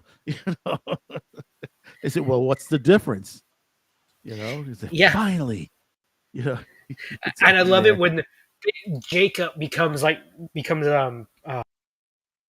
Tok'ra, yeah. What was his snake's name? Oh, that's no, not Martooth. Shoanak? Jolinar? Shonar. Yeah, I think it was Shonar. Shonar. No, not Jolinar. Selmac. No. It was Selmac. Selmac. Yes, Selmac. And I love it where, when he's finally he's leaving after being, he's about to leave, and Jacob, he's like, well, according to Selmac, we're the smartest and greatest of the Tok'ra, and Sam just is like, oh my god, there's gonna be no living with him. I love a lot of my favorite scenes. A lot of great scenes were where Jacob and Selmac were there doing stuff, because you saw like the balancing act Jacob had to play a lot. It's like, yes, I'm an ambassador to the Tok'ra, but still, with Selmac, when me being the host of Selmac, I'm like the second or third highest Tok'ra in the entire group. So it was, I got misty eyed when he died. Yeah, great actor. Yeah, Great actor. He did a lot of great movies and series on there. But see now, Snob, it looks like after we finish Babylon 5, maybe we should do Stargate. that'd be another one. It's 10 years, man. That's like, I know, it's 10 years. A lot of great content. that was one of the ones that I was thinking that would sort of fit the same idea as Babylon 5. It was popular, but not one of the big two. Not Star Trek, too popular. Well, a lot of them, like the season finales, were two-parters. Yeah, that was the one good thing. They'd leave you on a cliffhanger. Yeah. So you cut off 10. So you cut off 10 episodes. That's about 10 episodes. Still an outrageous number of. Well, no, there was a couple episodes in between that were two-parters as well. Yeah, they'd have maybe one two-parters. No, not like Babylon 5. Babylon 5 had like one two-parter, maybe a season. This, and a lot of had like 10 2 or 3. seasons, man. It's 10 seasons. And a lot of Stargate was episodic. It wasn't this overarching story. They had an overarching story, but they would have like standalone episodes between big revelations. I'm gonna look it up real quick. How many episodes do they have? Like I think 220, something around that. 120. Is that right? Yeah. All right, I'm looking here. Because I remember, like, I think it was 9th or 10th season, they had the 200th episode special, which was 213 episodes. It says Ooh, I was here close. on IMDb. I was close. Plus So, 2 movies. Now remember, Babylon 5 is 111. Yeah. And that's when we were. I'm like, oh, geez, we're not even halfway through Babylon 5 yet, and we've been on it almost a year. Yeah. So, I mean, I loved it too that O'Neill was so set. He was so dejected when they wouldn't name the Prometheus the Enterprise. He wanted to name that ship the Enterprise so bad. Well, remember the Asgard named the ship the O'Neill. Well, no, I'm talking about the Prometheus. I know, first but I'm saying ship. the Asgard Yeah. named the ship after O'Neill. And they had the Daniel Jackson too. That's right. That was the one where it's one of my favorite episodes because it's the episode where the episode previously they found the ancient outpost and O'Neill had to freeze him, put himself in suspended animation. Actually, that's the one I'm watching right now. It's one of my favorite episodes because O'Neill has one of the funny moments is when he's in a hologram. He's in the Asgard ship, and to access him, the ship created a hologram. And he's like, "Talk amongst yourselves. I'm going to go do something," kind of like coffee talk from Saturday Night Live, and that just made me laugh so hard when Richard Dean answers, "Talk amongst yourselves." No, I love when he got the second time he got the interface with the ancients, and then he comes back to the Stargate and he goes, "What happened? I did it again." Oh, the difference. I love the movie, the hard case O'Neill, the hardline military guy, but I, with a passion, love the smart ass irrelevancy that Richard Dean Anderson brought to the character. But they also, I do like that they kept trying to keep talking about his wife and his kid. They did that for the first 2 or 3 seasons. Yeah, they kept mentioning it every once. In fact, that episode where he got the second infusement of the ancients technology, they're sitting in his house, and Amanda Tapping, Captain Carter, comes up and she's like, and she wants to say, "Oh, so what do you hear from your wife?" And he says, "I don't want to talk about it."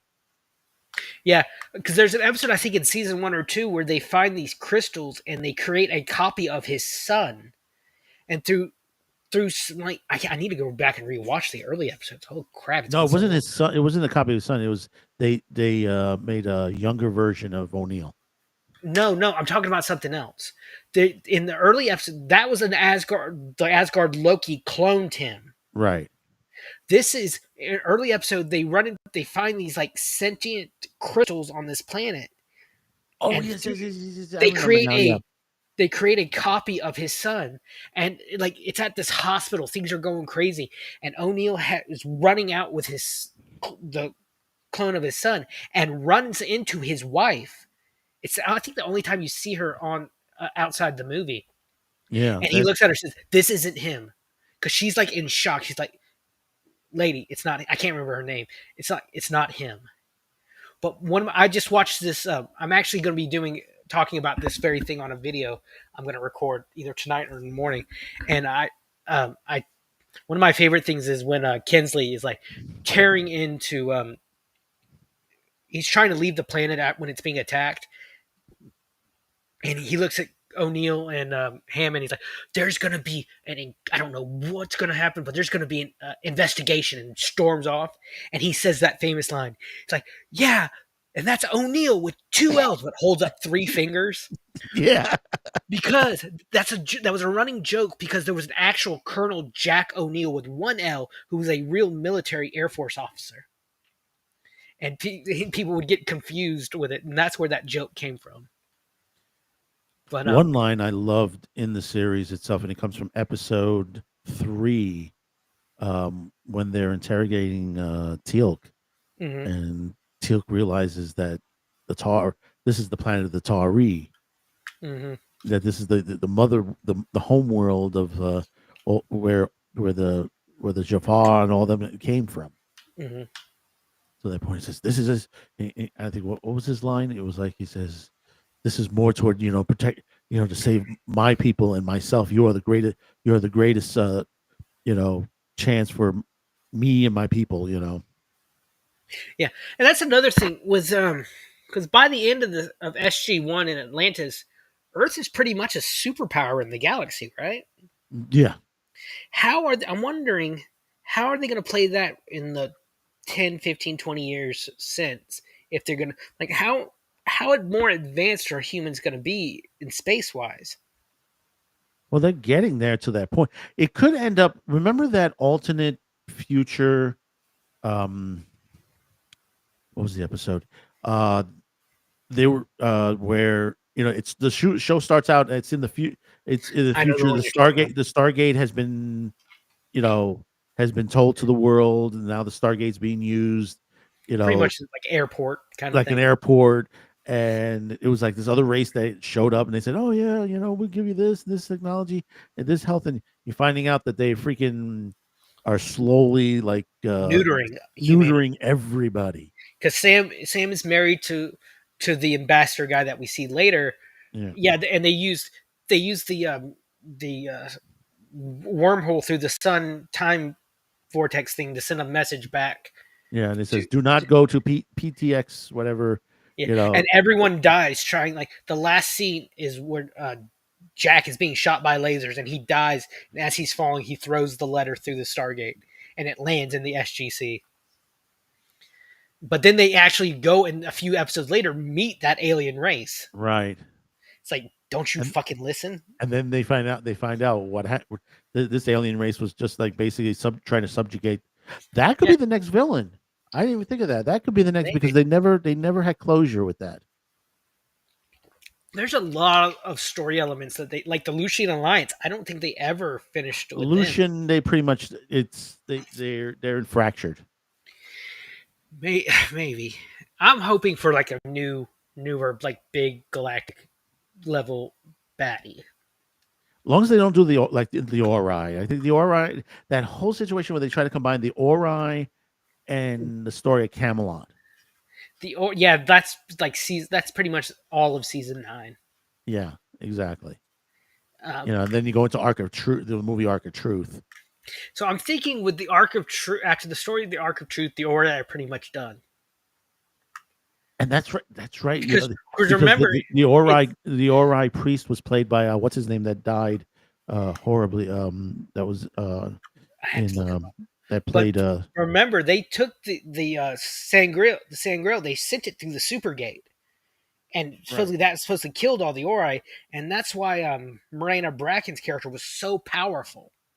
That's why Morgan Le Fay could not fight her in the Arc of Truth until the Ark was opened and the High Priest saw the truth, which then in turn broadcasted through the galaxy to every Ori the truth, every prior, and everyone saw the truth. So that's why when Julian Sands, before I forget, Morgan Le Fay comes in, and Morena Bracken's character, what's her name?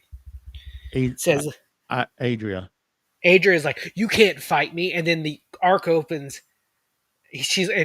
Morgan Le Fay says with this smirk, like, now I can, and they fight for eternity. They're fighting for eternity now. This is that kind of thing that would happen between Anubis and the female ancient who helped Daniel ascend at the end of the replicator arc. I remember that. Holy shit! When did Claudia Black go blonde?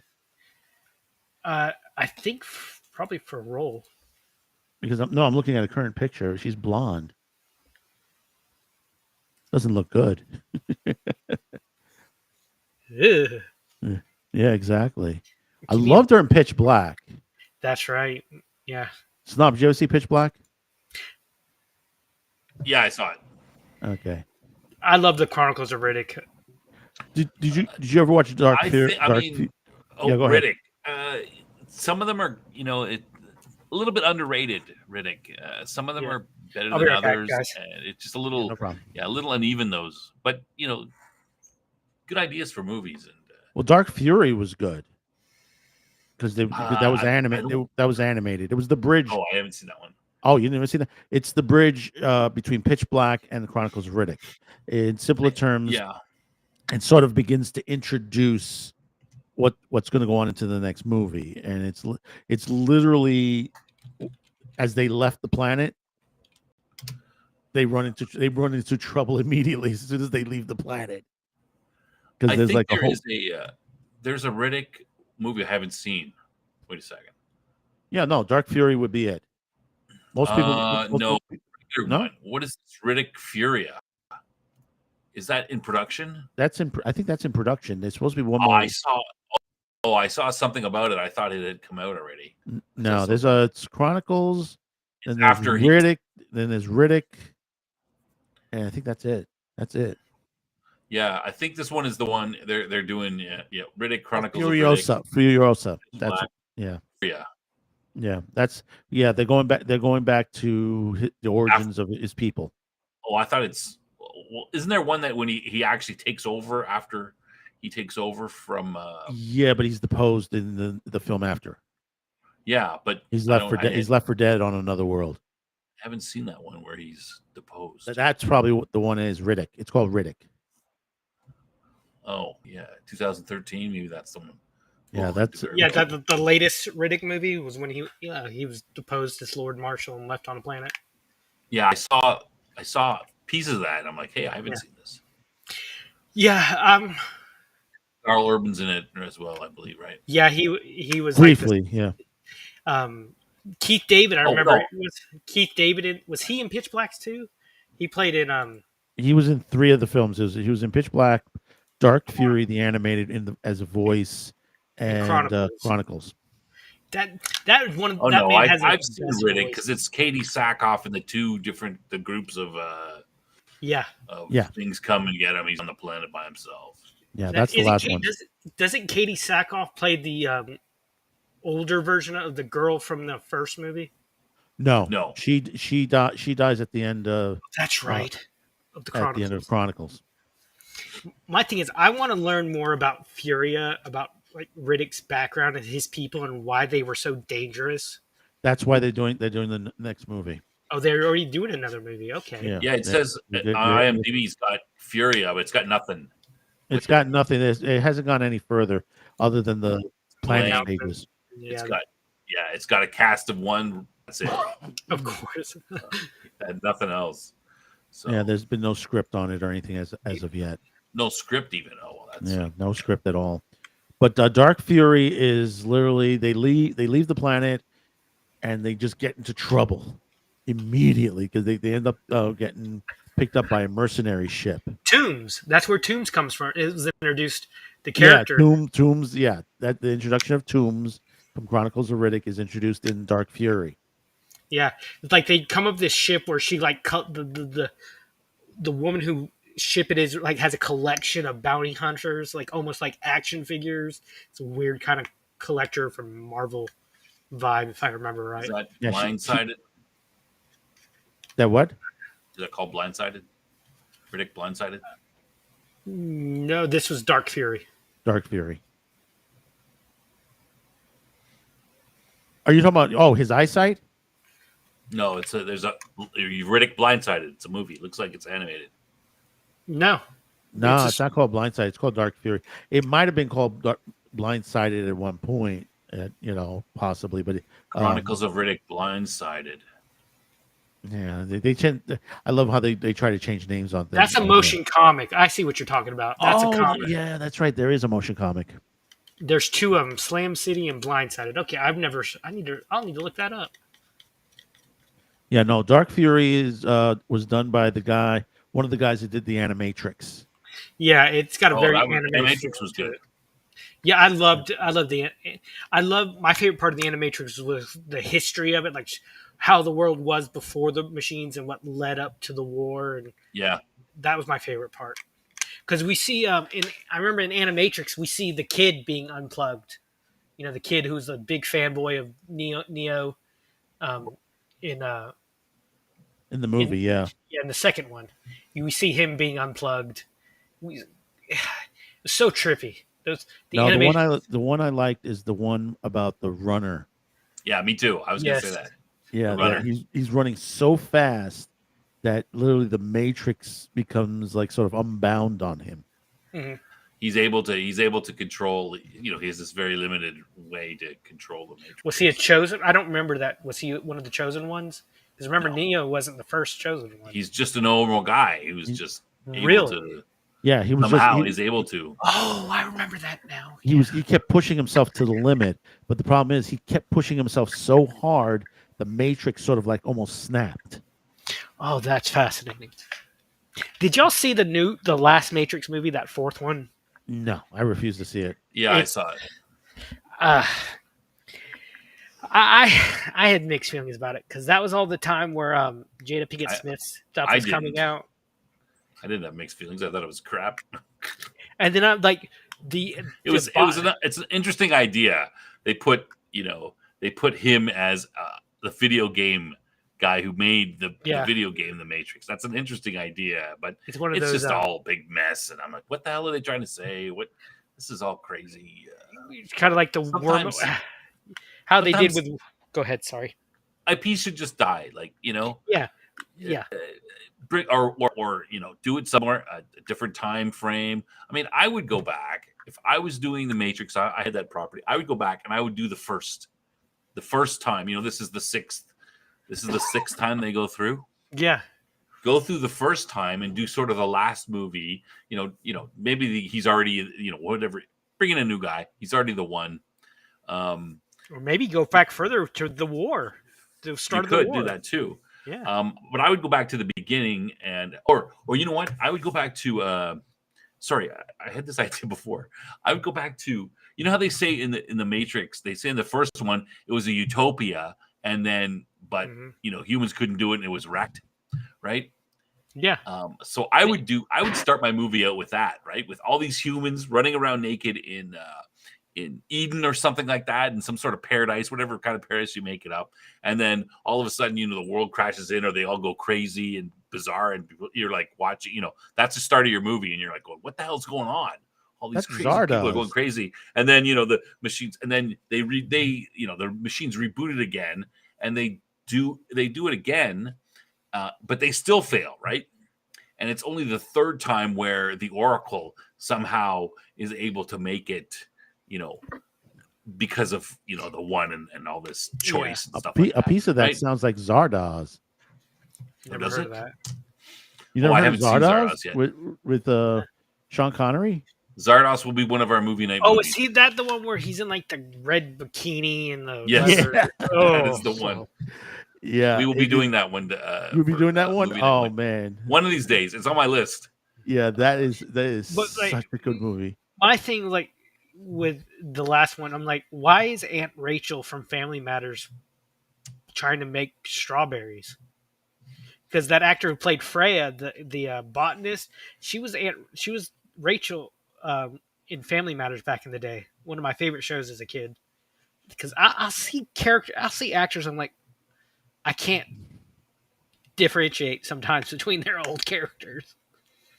But I was kind of ticked off they didn't bring back Lawrence Fishburne in any way, shape, or form. He probably didn't want to have anything to do with it. Yeah, but I'm like, John. I mean, it's writing again, right? The writing was just. Yeah, Fishburne's got a lot on his IMDb.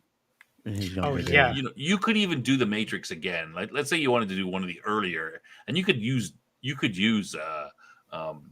Keanu Reeves again and say that, hey, he just happens to look the same, or they always look the same somehow. Like it's a weird, right? You could do that if you wanted to. I mean, people would be like, oh, you could do the Fall of Mankind similar to the that's what Animatrix. You could do it that. That's way. What I said. The war. Yeah, that's what I was thinking. And spread it out that way. That would be different. Yeah, that would be a completely different movie. That would be more like less like a Matrix movie and more like a standard, Terminator War Against the Machines movie, which could be good too. But I think it would be different, very different to me. If they did that kind of war movie, it would have to end with everyone being plugged into the Matrix for the first time, and that probably would end it with the machines, at an advantage in the war, not won it yet, and starting to plug people in. while the humans that's what start I to mean. dig down. Yeah, Yeah, something that's like that. Because We know what happens. You don't need to show the whole thing. We know what. I've heard people like scientists say that the way the machines used humans as batteries was the most Stupid. stupid. Yeah, I heard that too. What's the word I'm looking for? Um, it it you spent more money. You spend spent more more keep them energy alive than than you produced. yeah. So Yeah, I'm like, I've heard that too. That's why they say, us combined with a form of fusion, right? yeah, They I think hand that's. wave it away. But there were so many great another with so many great characters, and like what's her name? Gina Torres actually was in the second Matrix movie from Firefly and Suits. She was I think Dozer's wife in the second Matrix movie. Really? Yeah, she was I don't think she could plug in, but she was one of the wives in um what's the I didn't city? recognize her as that, but What's yeah, the city's name? I can't. Zion. Zion. Yeah, What's but that? Gina was also in another series, Cleopatra 25. Yeah. 25. First I saw her in was Firefly, and I absolutely loved that show. Yeah, but Cleopatra 25 was Yeah. out of this world on that one. Just like, what was? Yeah, she was Cass in The Matrix Reloaded and Revolutions, and Mhm. I think that was Dozer's wife. Yeah. No, yeah, And then it's and it's his cousin, her sister is married to the guy who's the new operator, and she goes out to fight. Link. Yeah, she was not happy that Links. they were not happy that Link served on the Nebuchadnezzar since Dozer died. But that's right. She was married to Lawrence Fishburne at the time too. Gina Torres. Yes, I was about to bring that up. Oh, really? Yeah, he's such a great actor. I loved him in the John Wick movies. Get that man a gun. I love that line. King of New York. Yep. He was great in King of New York. It's like give me a bit of that chicken. I don't want any of that cat stuff. A bit rack of ribs and all that. John Wick is probably some of the best movies that have been made in the last 20 years. It's such best action movie. One of me personally, I go far as some of the best movies made. I love Really. I love that they actually kept the bullet and reload count correct in the movies. It's just it's some of the best choreographed fight scenes ever. And, Oh, look who showed up! What up, Shadow? I survived. I Hey, my- survived. I only lost like 1 hit point, man. See, he chose role-playing games over being on the show. Well, come on, dude. I love you, man, but I know. I'm joking. Question, Shadow, and you will be judged by your answer. Was it D&D? no. Okay, because I was about to say, what class is your D&D class? It's a classless game. Oh, wow. I am playing for a classless person. I'm a classless person, so I'm playing a Nord. Mm-hmm. If you ever heard of a Nord, a Nord. Is that like the Noid? So the game is this is from Chubby Funster's game, Greg Christopher. He has a is it Elder Scrolls? So it's basically Shadow Dark. It's a Shadow Dark based game, and yes, it's called Shadow Rim. Oh, that sounds interesting. We were talking about mentioned Q2 and Snob earlier. We mentioned when we were talking about movies McClintock. I want to do a Deadlands game set in McClintock. Like, funny you're talking about like a Western style type thing. Yeah, I love the the steampunk. That's his next. Weird That's his West. next thing. His Ah. is a Western style thing, I think. Deadlands is one of my favorite Weird West. He just did a vampire one called Shadow City, and Okay. a bunch of us have been bugging him to expand it beyond just vampires and add like other supernatural stuff, like kind of a Buffy Dresden supernatural universe. Couldn't that be Vampires the Masquerade? Yeah, I don't know, but it would be based off of Shadow Dark rules. So Okay, cool. I've never played any of the VTM stuff, so I don't know how their rule system is. Is it what's the name of the company that produces them? It's not White Wolf anymore, is it? Let me or is look it it still up. White Wolf? It used to be White Wolf, right? It did Vampire and Vampire the Masquerade. I'm looking it up. Paradox Interactive, it's called. Okay. But But it did used to be White Wolf, right? I don't know. Back in I don't know. At any rate, maybe I got CRS. Well, I do have CRS. I'm old. I'm an old now. Yes, but a man who did not watch Batman the anime series or Superman. Shadow, come on, man. God, Shadow. They were pestering me last night about this too, man. And I'm gonna like, pester come you on, right now too. You've never seen that? And I'm like, no. Really, dude. you've never seen those? No. Damn it, Shadow. Wow. Your nerd card needs to be torn up. God. All my nerd cred is invested in tabletop, ham radio, and computer stuff, and sci-fi. What we're gonna do, and this is because everybody's watching. I'm gonna do this on my channel. We're gonna do Mask of the Phantasm. That is a great movie. We're gonna do Mask of the Phantasm. I'm inviting Snob, Outpost Nerd, whoever wants to come, and of course we gotta have Shadow on it because obviously he's never seen it. Never seen it. We'll do that. Make sure we get Cam. To give you an idea, the last time I've seen a superhero cartoon, it was probably on a Saturday morning. DC. Well, you're really missing out, man. There's some good stuff out there.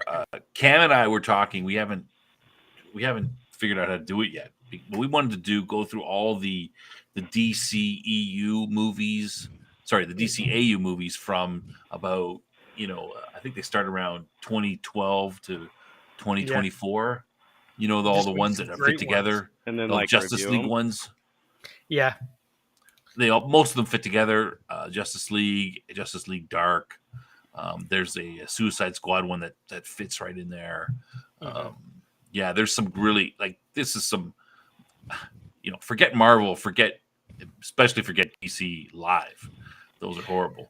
Marvel's, these are all better written than any of the superhero movies. We were talking about the Animatrix and that anthology style, that individual style different directors come together. There's a Batman one called Gotham Knights. I think that's what it's called. It has a different good one too. And of course, it has Kevin Conroy still in it, doing it when he was still doing Batman. Rest in peace. Yeah, Kevin Conroy is the voice for most of the Batman in these movies, I believe. Yeah, if not all of them. Shadow would know about who Kevin Conroy maybe was like if one he or watched the animated series. Just saying. Yeah. Give me shit.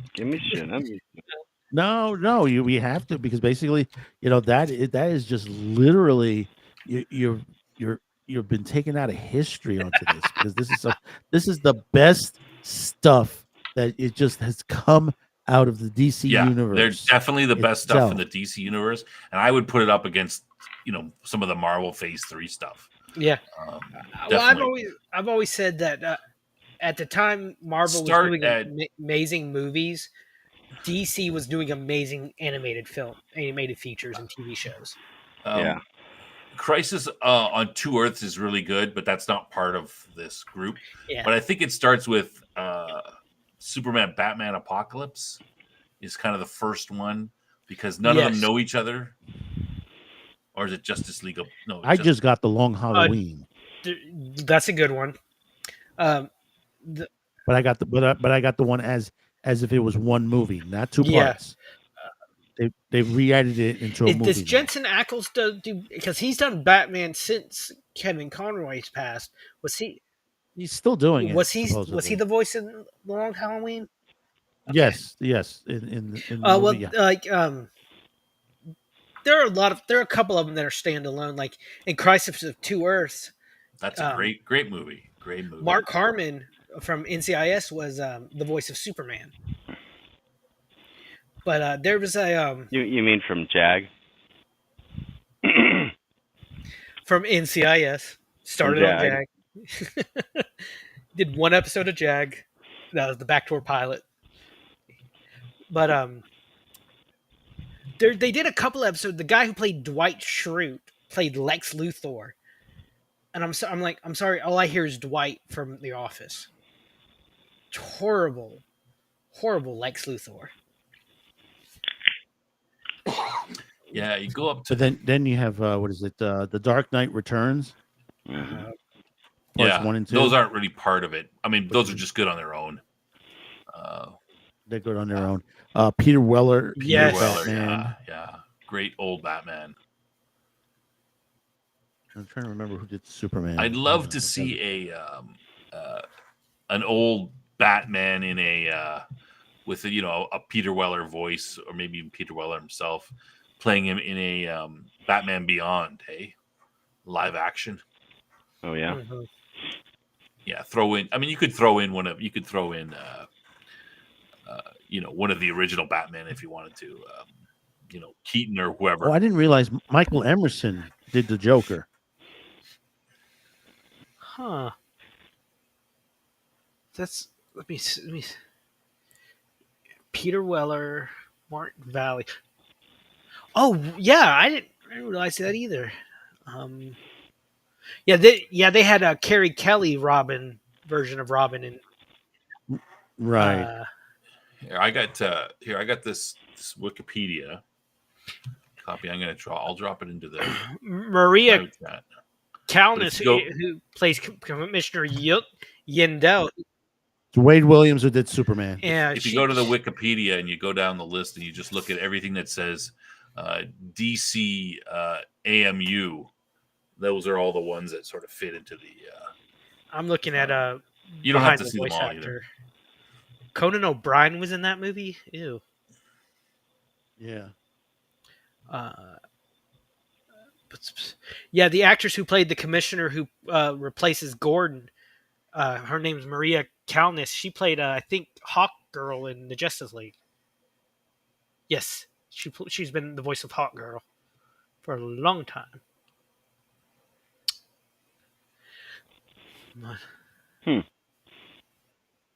Yeah, because you have a long list. Superman. Yeah, Doomsday. Under the Red Hood. Under Was the really Red good. Hood is excellent. Another excellent one. Yeah, it's excellent. Really, really well done. Great story. Anybody? I enjoyed. And one of my favorites, God and Monsters. Yes, the alternate versions of the characters. Yes. Alternate version universe that basically where Superman is not the son of Jor-El, he's the son of Zod. Comes to Earth, doesn't get found by the Kents. They get found by Mexican day laborers. Raised Hispanic, doesn't wear the cape, doesn't wear the S or anything. He wears like a trench coat. To the point. Batman is not Bruce Wayne. He's the Man Bat, the doctor who created that super Kurt serum. Langstrom. Yeah. Kurt Langstrom, Langstrom, and basically he's become a vampire. And he's literally become a vampire. And Wonder then Woman is not a Amazon. She's an he's Becca from the Dark Side universe. She's apocalyptic. Like she kills her husband, who I think was her. I think she was supposed to be. I think she was in an arranged marriage to Orion. No, she didn't. She didn't kill him. It was Highfather. Yes, and she was blamed for it, wasn't she? Oh, she left. She tried to take Orion away from there, and basically, High Father killed everybody. Killed Darkseid. She killed just like everybody from the Darkseid universe got murdered that day.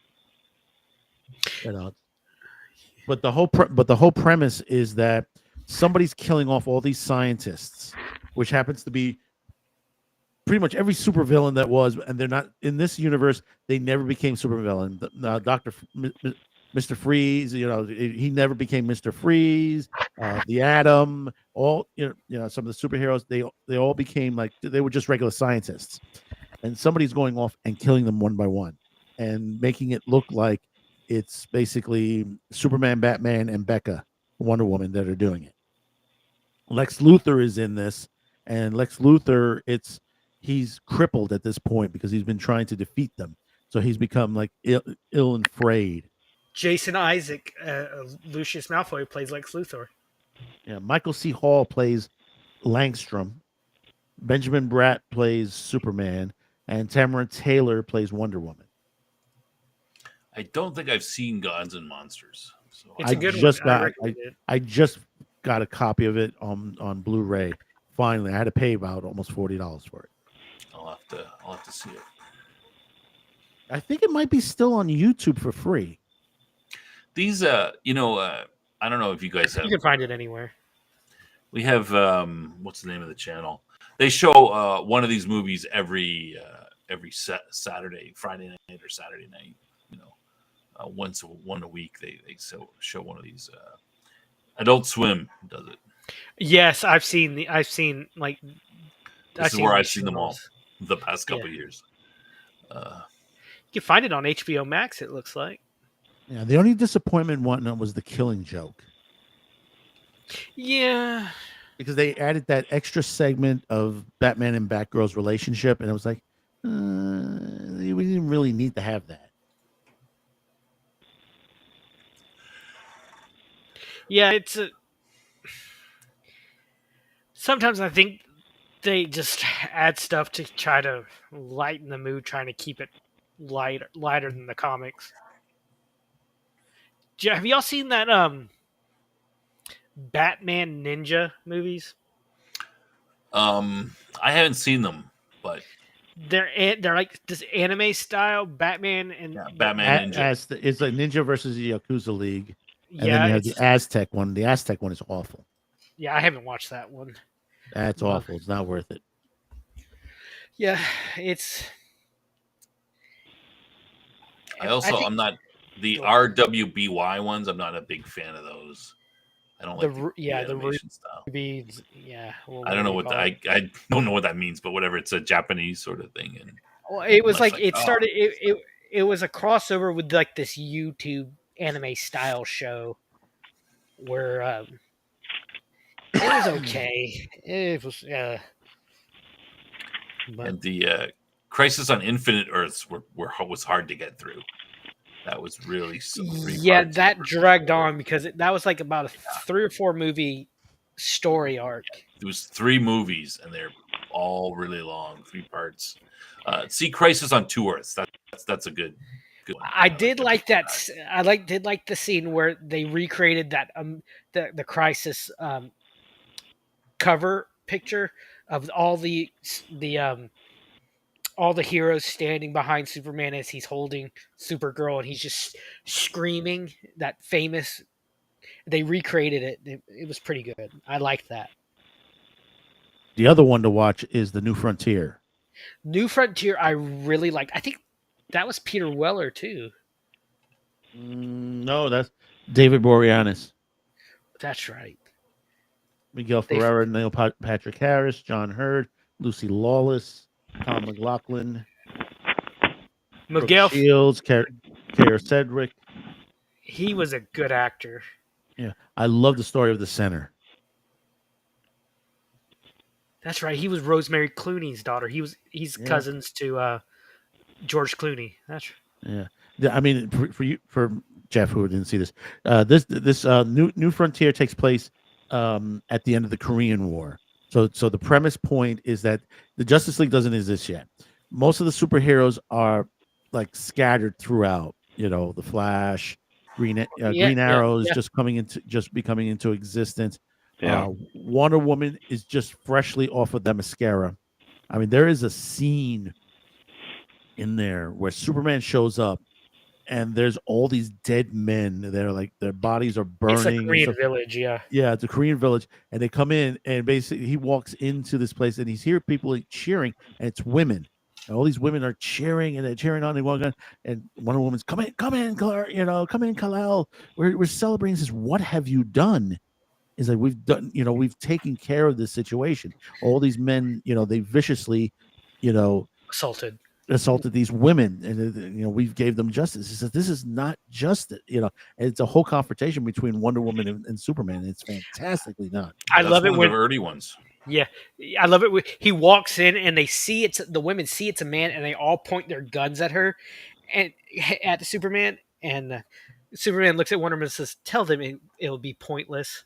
It's like, sorry, Cal, they're a little jumpy around men, but yeah, that shows that's a perfect moment showing the difference in um, morality that these characters have. Yes, they're heroes, but they look at being a hero a different way.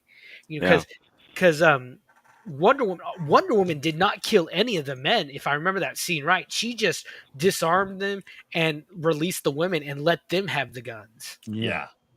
So she's technically, her hands are clean, but Not really.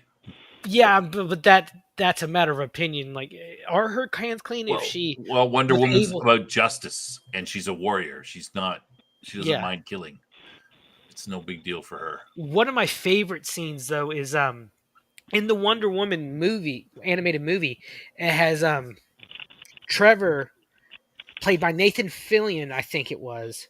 I can't remember who played Wonder Woman, but Trevor lets the bad guy get away and saves Wonder Woman, and she wakes up and they have this big argument. Like, she's like, "Oh, just because I'm a woman," and he's like, "No, shut up." He looks at Wonder Woman, who could snap him like a twig, and tells her to shut up. He's like, "It's not about this. It's because you're my friend, and maybe I care about you." And it's her first time being around men. He's like, "You've been in the world of men for 5 minutes, and you think you have us figured out? Come on." And he really pokes some holes in just Wonder Woman's like worldview. And it was really amazing. I can't remember who played Wonder Woman in that.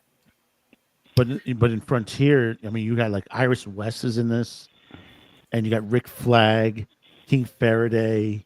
Yeah. I mean, you have additional characters in here that it's just like you think it wouldn't work, but it works. Carrie Russell played Wonder Woman in that movie. Yeah. John Jones is in this, and you see from the point of view where John Jones is pretending to be a cop. Yeah, he's in his cop persona. Yeah. But I love the way they portrayed in here when he first arrives on Earth, and he's watching TV and he's reenacting each of the characters, and of course it's Warner Brothers. You got to throw in Bugs Bunny. Yeah. So John Jones disguising himself as Bugs Bunny is hysterical. Yeah, and I love talk. I love the Bugs part Bunny. where, I've seen Bugs Bunny. Yeah. It's the thing about New Frontier. It's a standalone, and it's kind of they're introducing a lot of the characters, but yet it's called Justice League, but it's not really. It's not part of the No, and the most Justice of these League they're about to start out with. Most of these aren't standalone stories. So especially that ending speech with JFK. Yeah, I love it where Batman, he's confronted Martian Manhunter at that moment when he catches him shapeshifting. He looks at him and says, "I have a $10,000 sliver of radioactive space rock for the alien from Metropolis. All I need for you is a penny for a matchbook." Yes. Yeah, because they deal with the center. They're dealing with a cult. Yeah, it's Dinosaur Island. Yeah, it's like Dinosaur Island, and basically it's become a cult, and you have all these people that have been brainwashed by the center. It's a Cthulhu Eldritch monster kind of feels to the story, like that ancient evil from millennia ago that drive people mad. It's got that kind of Cthulhu mythos kind of feel to it. And of course, the only person that could voice the center, Keith David. Of course. Because it's Keith David doing the voice, and it's just, oh man, it is just It is just creepy as hell, when it comes down with every time you hear that.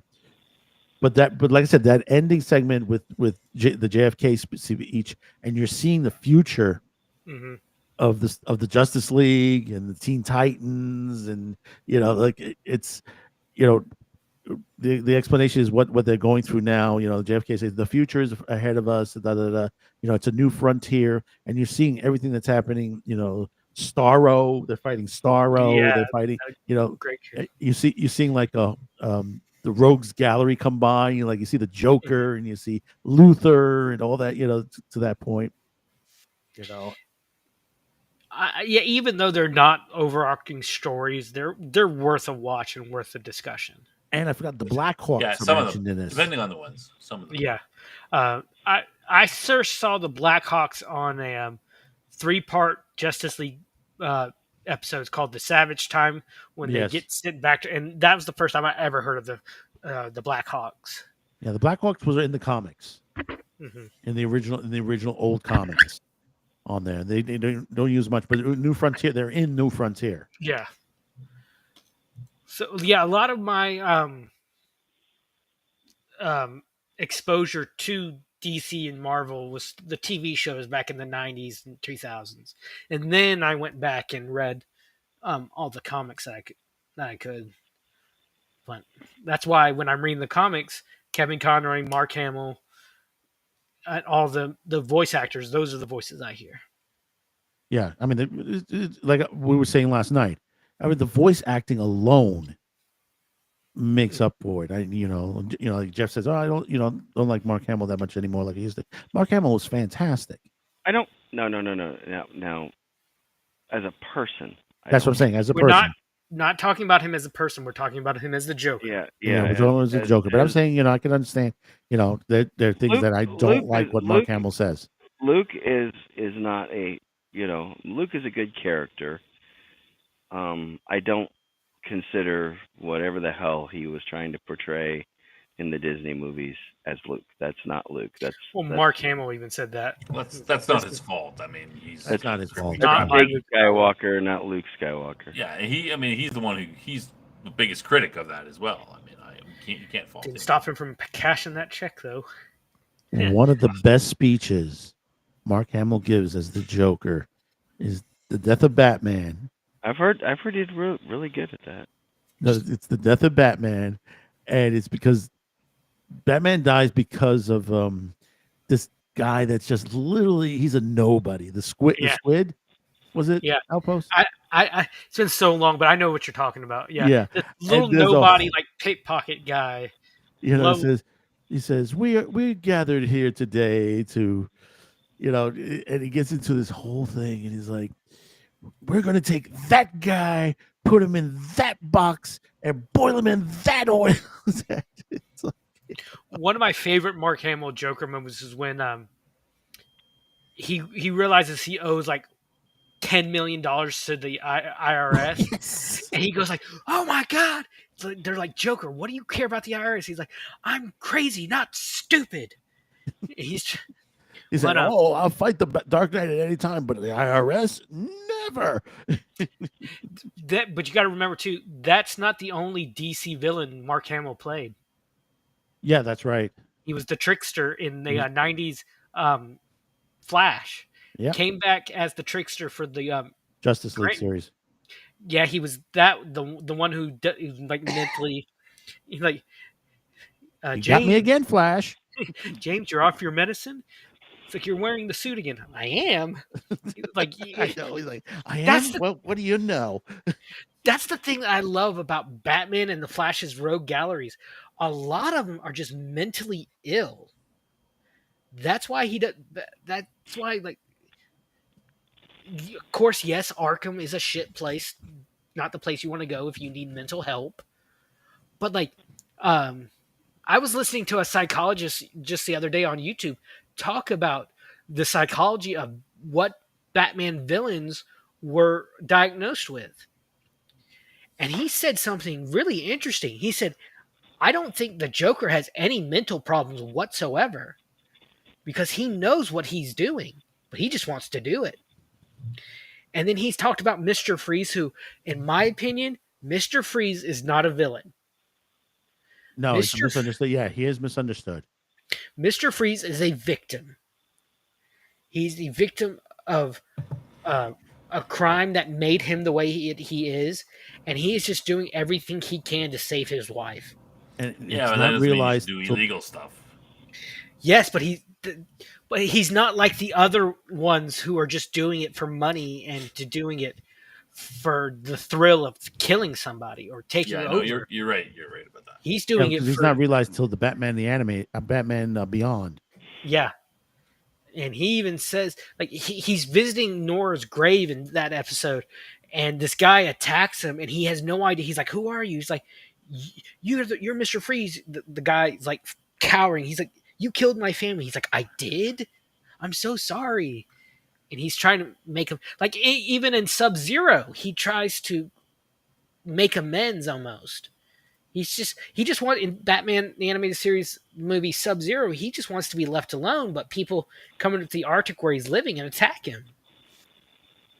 Yeah, So that's Michael Anasara. It's like he does a fantastic job yeah, on that voice acting. that's the thing with the animated series. Andrea Romano, the voice casting director for all those TV shows and movies up until she had to retire for poor eyesight, she did an amazing job casting those. Her and Bruce Timm made some amazing um, bits of animation.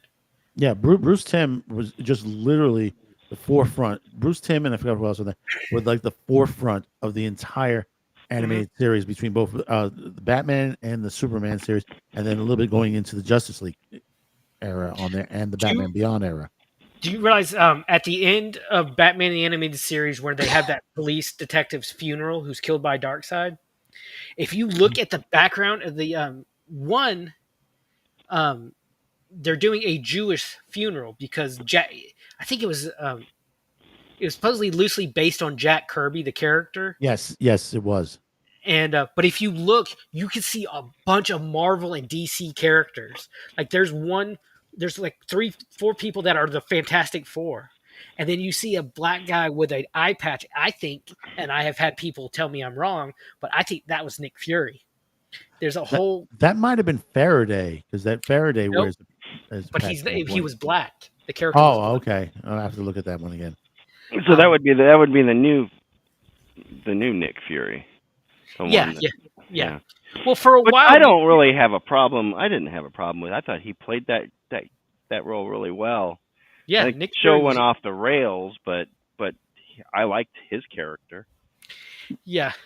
Well, you know what it is that when they recast Nick Fury, they were looking at the last Nick Fury, which was that movie with David Hasselhoff. With Hasselhoff.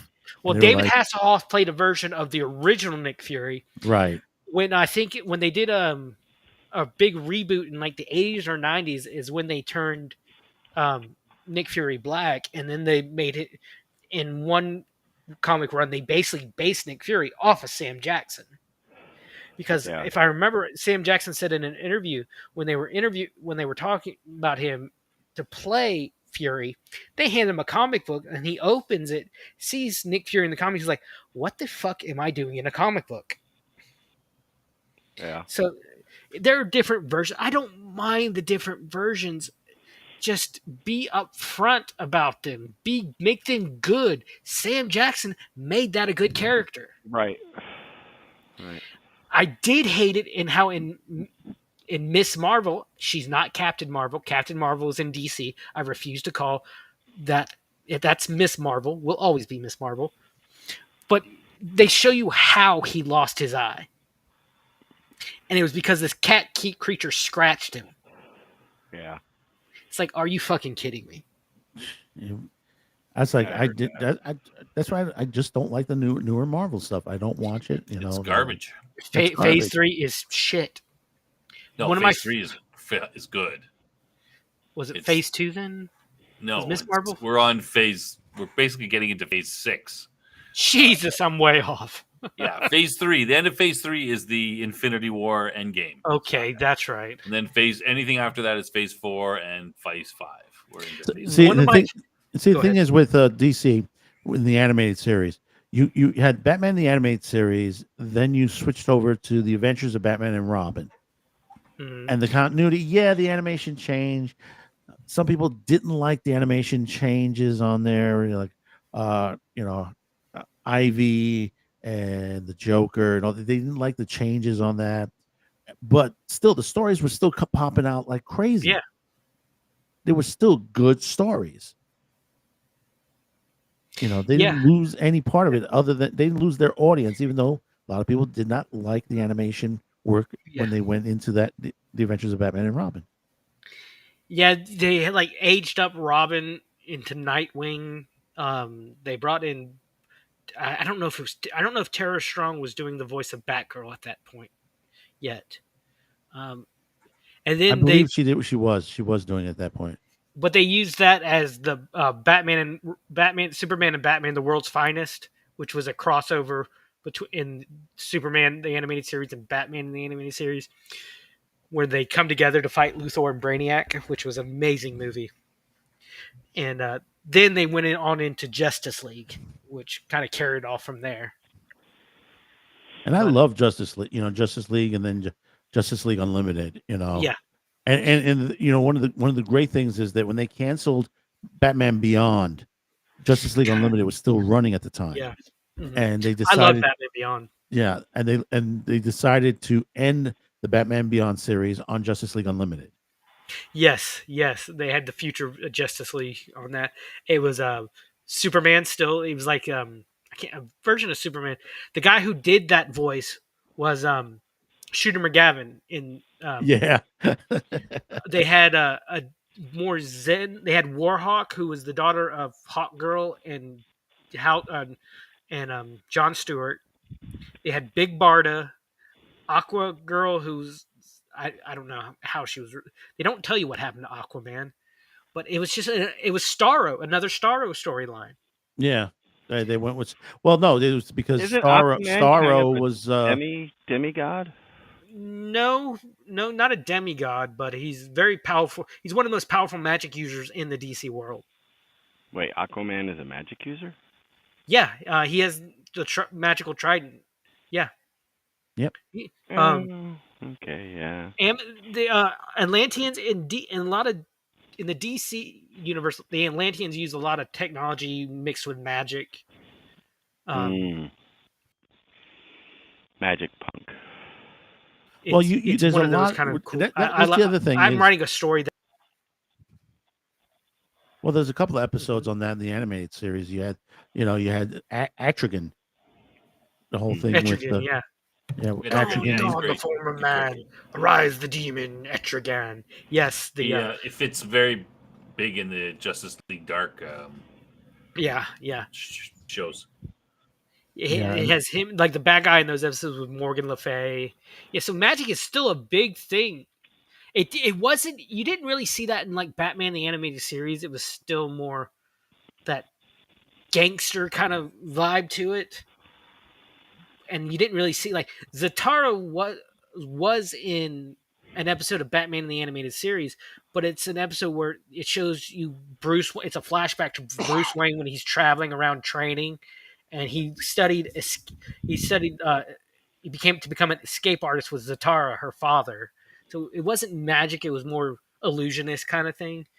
But then, as we got into Justice League, we saw the magic more and more. I think they had to with Wonder Woman being introduced in that. I don't think we saw much magic in the Superman the animated series that I remember. Well, no, you had the Atrigan. Yes, but that was he in Superman the animated series? No, that was in Batman the animated series, and then Morgan Le Fay. That was in Justice League Was it Unlimited. Justice League? I have to look Yeah. it up because I know that I don't remember Etrigan in Morgan Le Fay had shown up. Yeah, you're right. It is Justice League. It is Justice League, that one. Yeah, I don't remember Etrigan being but in there. but Atrigan, the whole Atrigan and what's the kid's name? The one with the Witch Boy? Witch Boy. Yeah, Witch Boy. Yeah, Witch Boy. That was animated series because that was like the second Robin. Yes, I remember now. I remember Witch Boy was a major thing in Young Justice. He was a major That was a antagonist. good storyline. Yeah, Witch Boy. He's like a avatar of chaos, where Doctor Yeah. Strange is an avatar of order. Dr. Fate. He's the opposite of Dr. Dr. Fate. Fate. Yeah, Yeah. I love that cosmic balance that they kind of play off of. And the cat, they throws the cat, and the cat just like becomes gigantic. It's like, Yeah. I always thought like Witch Boy was just. I remember now because they're at an auction and he's trying Jason Blood. That's Yeah. I couldn't think his name. to. Yeah, It's he was Jason Blood is the guy who holds Etrigan in his. he was a knight of the Round Table that I think Yeah. got punished for letting Camelot fall, and he was bonded to Etrigan by Merlin. Great Yeah. storyline. That's his his origin in the animated stuff. Yeah. They didn't have Constantine until like the movies. I don't think they did Constantine in any of those animated movies. Mm, In the movies they did. They did like the Constantine dark. Yeah, Dark, Yeah. and that was after the live action Matt whatever. That guy, Yeah. the actor, was like perfect casting. That was the real Constantine. I love, like I What, said, in the animated movies? no, he did a live action TV show for a while too. Oh, There was a Constantine TV show, and then they brought him for Legends of Tomorrow for a while, and then since then he's done the voice for Constantine in yeah, that's the real Constantine. I agree. yeah Blonde hair, like trench him. coat, that Yeah. British voice. Cockney, chain smoking, son, like asshole. And then you had the web series, which was Constantine City of Demons. Yeah, I like Keanu That was a Reeves. web series. Yeah, It was- I the think it City was of Demons was a web series. I didn't know. I like Keanu Reeves. I like his Constantine, but that's not the real Constantine. Yeah, that was He's doing that movie. Constantine has some of the best footage of the devil. Like, I think that guy is the best devil. Yes. in a movie ever. I don't. His name escapes me off, but that's the It's- best it's- version of a devil. He's a Eastern European actor. Have or you Northern seen European Supernatural yet? actor. We were talking about that earlier. Yeah. That would be No. another great show for us to go through some. But I don't know if All He doesn't 4 want to do 17 episodes. 17 seasons. 17 We were talking about we should do Stargate earlier, and And that's 10 poo-pooed seasons. that. Yeah, he poo-pooed that. I like. It's really long. Yeah, you're well, right. You're right. no. Well, what you'd have to do for Stargate, we probably would break it up into. You'd have to break it up into 2 episodes at a time to be able to Yeah. do it. And- But It's already taken us to a Babylon 5 episode. Jeez. yeah, but of course, Shows Cam, me but 4 Cam 3 had, hours last week. But I Yeah. love that. I love it when the scene where Keanu Reeves Constantine, he sacrificed himself so he's been allowed to go into heaven, and he's floating Yeah. up, and all of a sudden you see his finger just extend, flicks off the devil. It's like, fuck you, dude, I'm going to heaven. And then the devil just rips out the cancer from his lungs. It's like such a cool shot. Peter Stormare. is Yeah, I Satan can't pronounce in his the name. movie. He's a great actor. Yeah, played that- he's just so, his face being so long like that, and the way He never Yeah, never he's raised his just- voice. He just did that hissing, almost like he was the serpent from the yeah, garden. Very soft spoken. I think he is the best, Satan that's been. I mean, I haven't seen Supernatural, but I Shia can't LaBeouf. imagine someone doing better than him. Shia LaBeouf was in that movie. Oh, don't remind us. Yeah, I loved his shotgun. It was like a cross between literally cross between a cross, grenade launcher almost, and a shotgun. But I thought it was. Go ahead. I'm not a big fan of his because of the Transformers, and he's a bit. Yeah. But I mean, he is becoming in his he was very good in Fury and stuff. So I have to give him props. He's come a long way as an actor. He's a much less annoying. I grew up watching him on Even Stevens as a kid, so he was always annoying to me. But I always thought it was funny that all the demons, when they're congregated in the hospital, they go and bless the fire system reservoir. So all the water, when he sets off the fire sprinklers, and all the water has been blessed, so it's holy water, and it covers all this, like 50 demons, and they all just start melting. because of the holy water. It was so cool. Tilda Swinton was good as Gabriel as well. Yeah, I'm like, I thought She's like, pretty okay, good. yeah, She had that asexual kind of look to her, yeah, which that's what I was trying I to think say. fits really well with an angel. I think. Yeah, Um, like okay, what?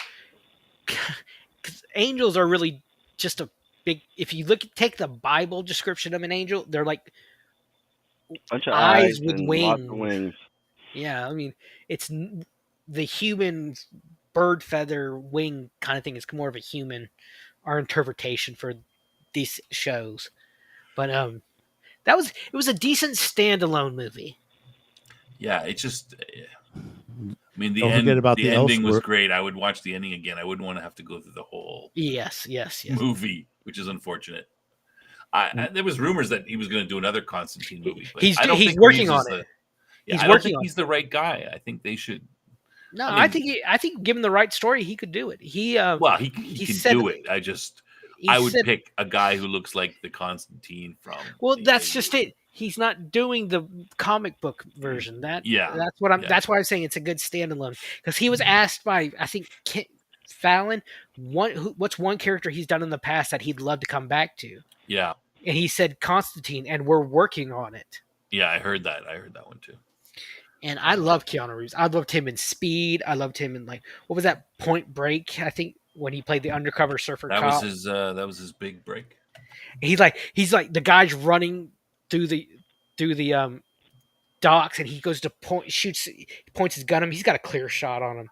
He's like turns over and starts shooting in the air. Boom, boom, boom, shooting into the air because he couldn't do it. But I totally forgot one of the Batman movies, the one about Cthulhu. Batman by Gaslight, I think. No, Doom came to Gotham. Yeah, he becomes like a bat demon to fight it, and that Elseworlds. Yeah, the Elseworlds. Elseworld. Yeah. Yeah. Because there was a couple of them. There was one where like he's like this Conan the Barbarian fighting. Now type of I like character. this one. I like this one, the H.P. Lovecraft one.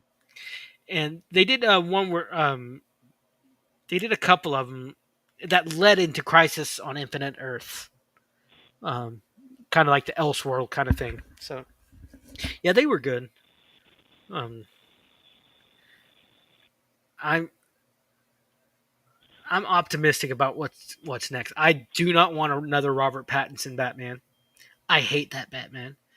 No, I don't like. And the thing about it is, and because they want to do the Clayface, I'm hoping that they will take elements from the animated series and turn it into the character of addiction.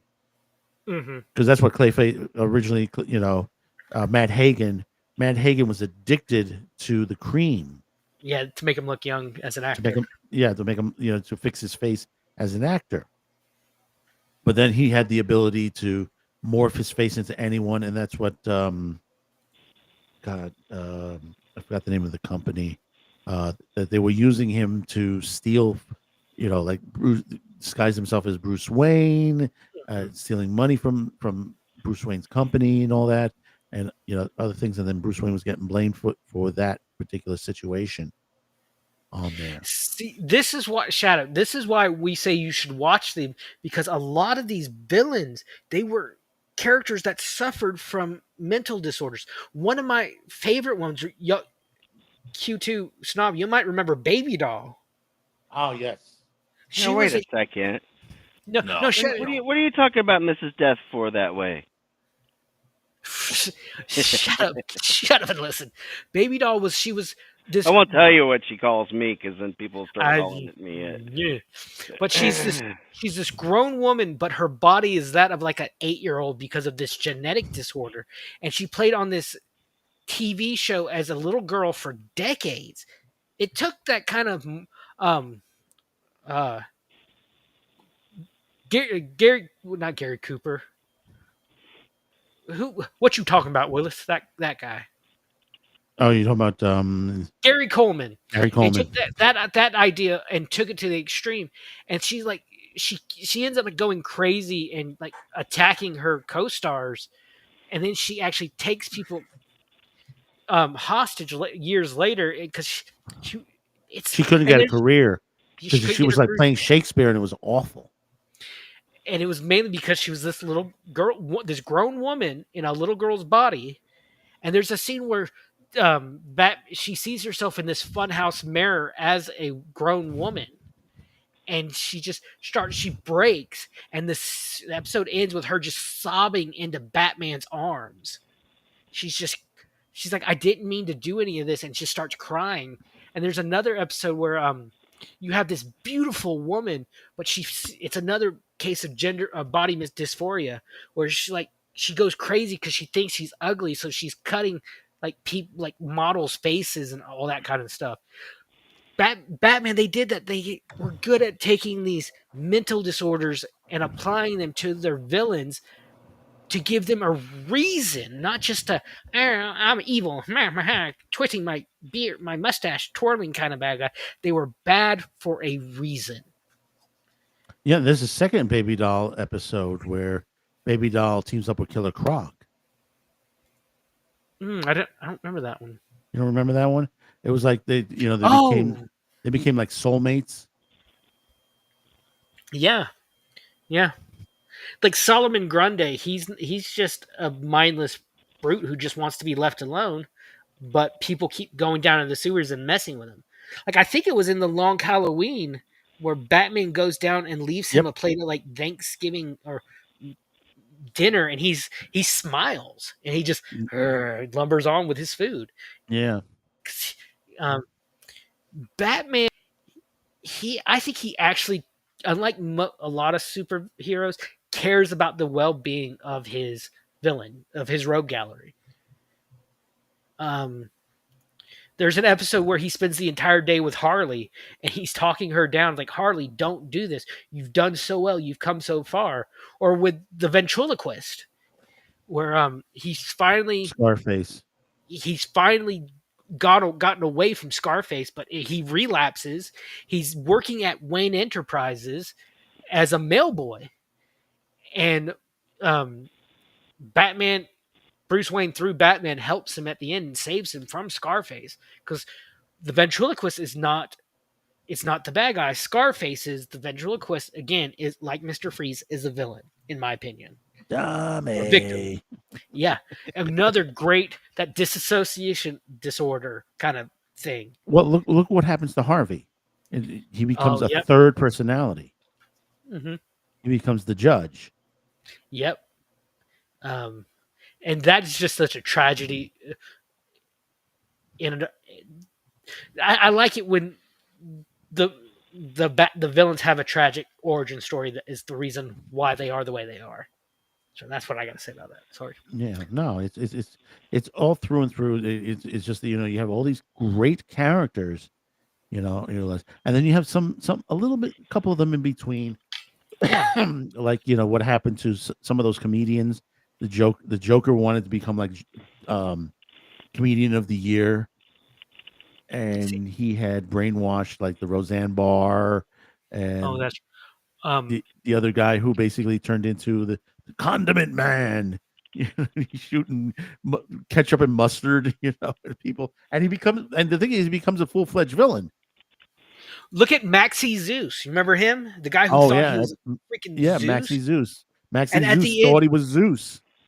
And literally, he's walking. He's being taken through Arkham, and he sees it as Olympus. He looks at like Poison Ivy as Joker. Demeter. He sees Two-Face as the god, the two-faced god Janus. He's so delusional, and it shows you he's not a bad guy. He's just sick. What was the other one? Where the guy used to be a guard. He used to be a guard in Arkham.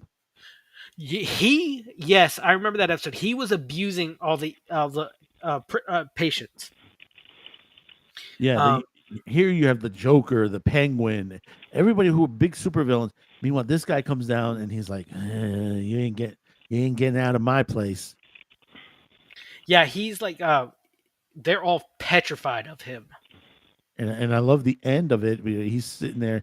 They finally arrest him and they put him in Arkham also, and he sits there. That's right.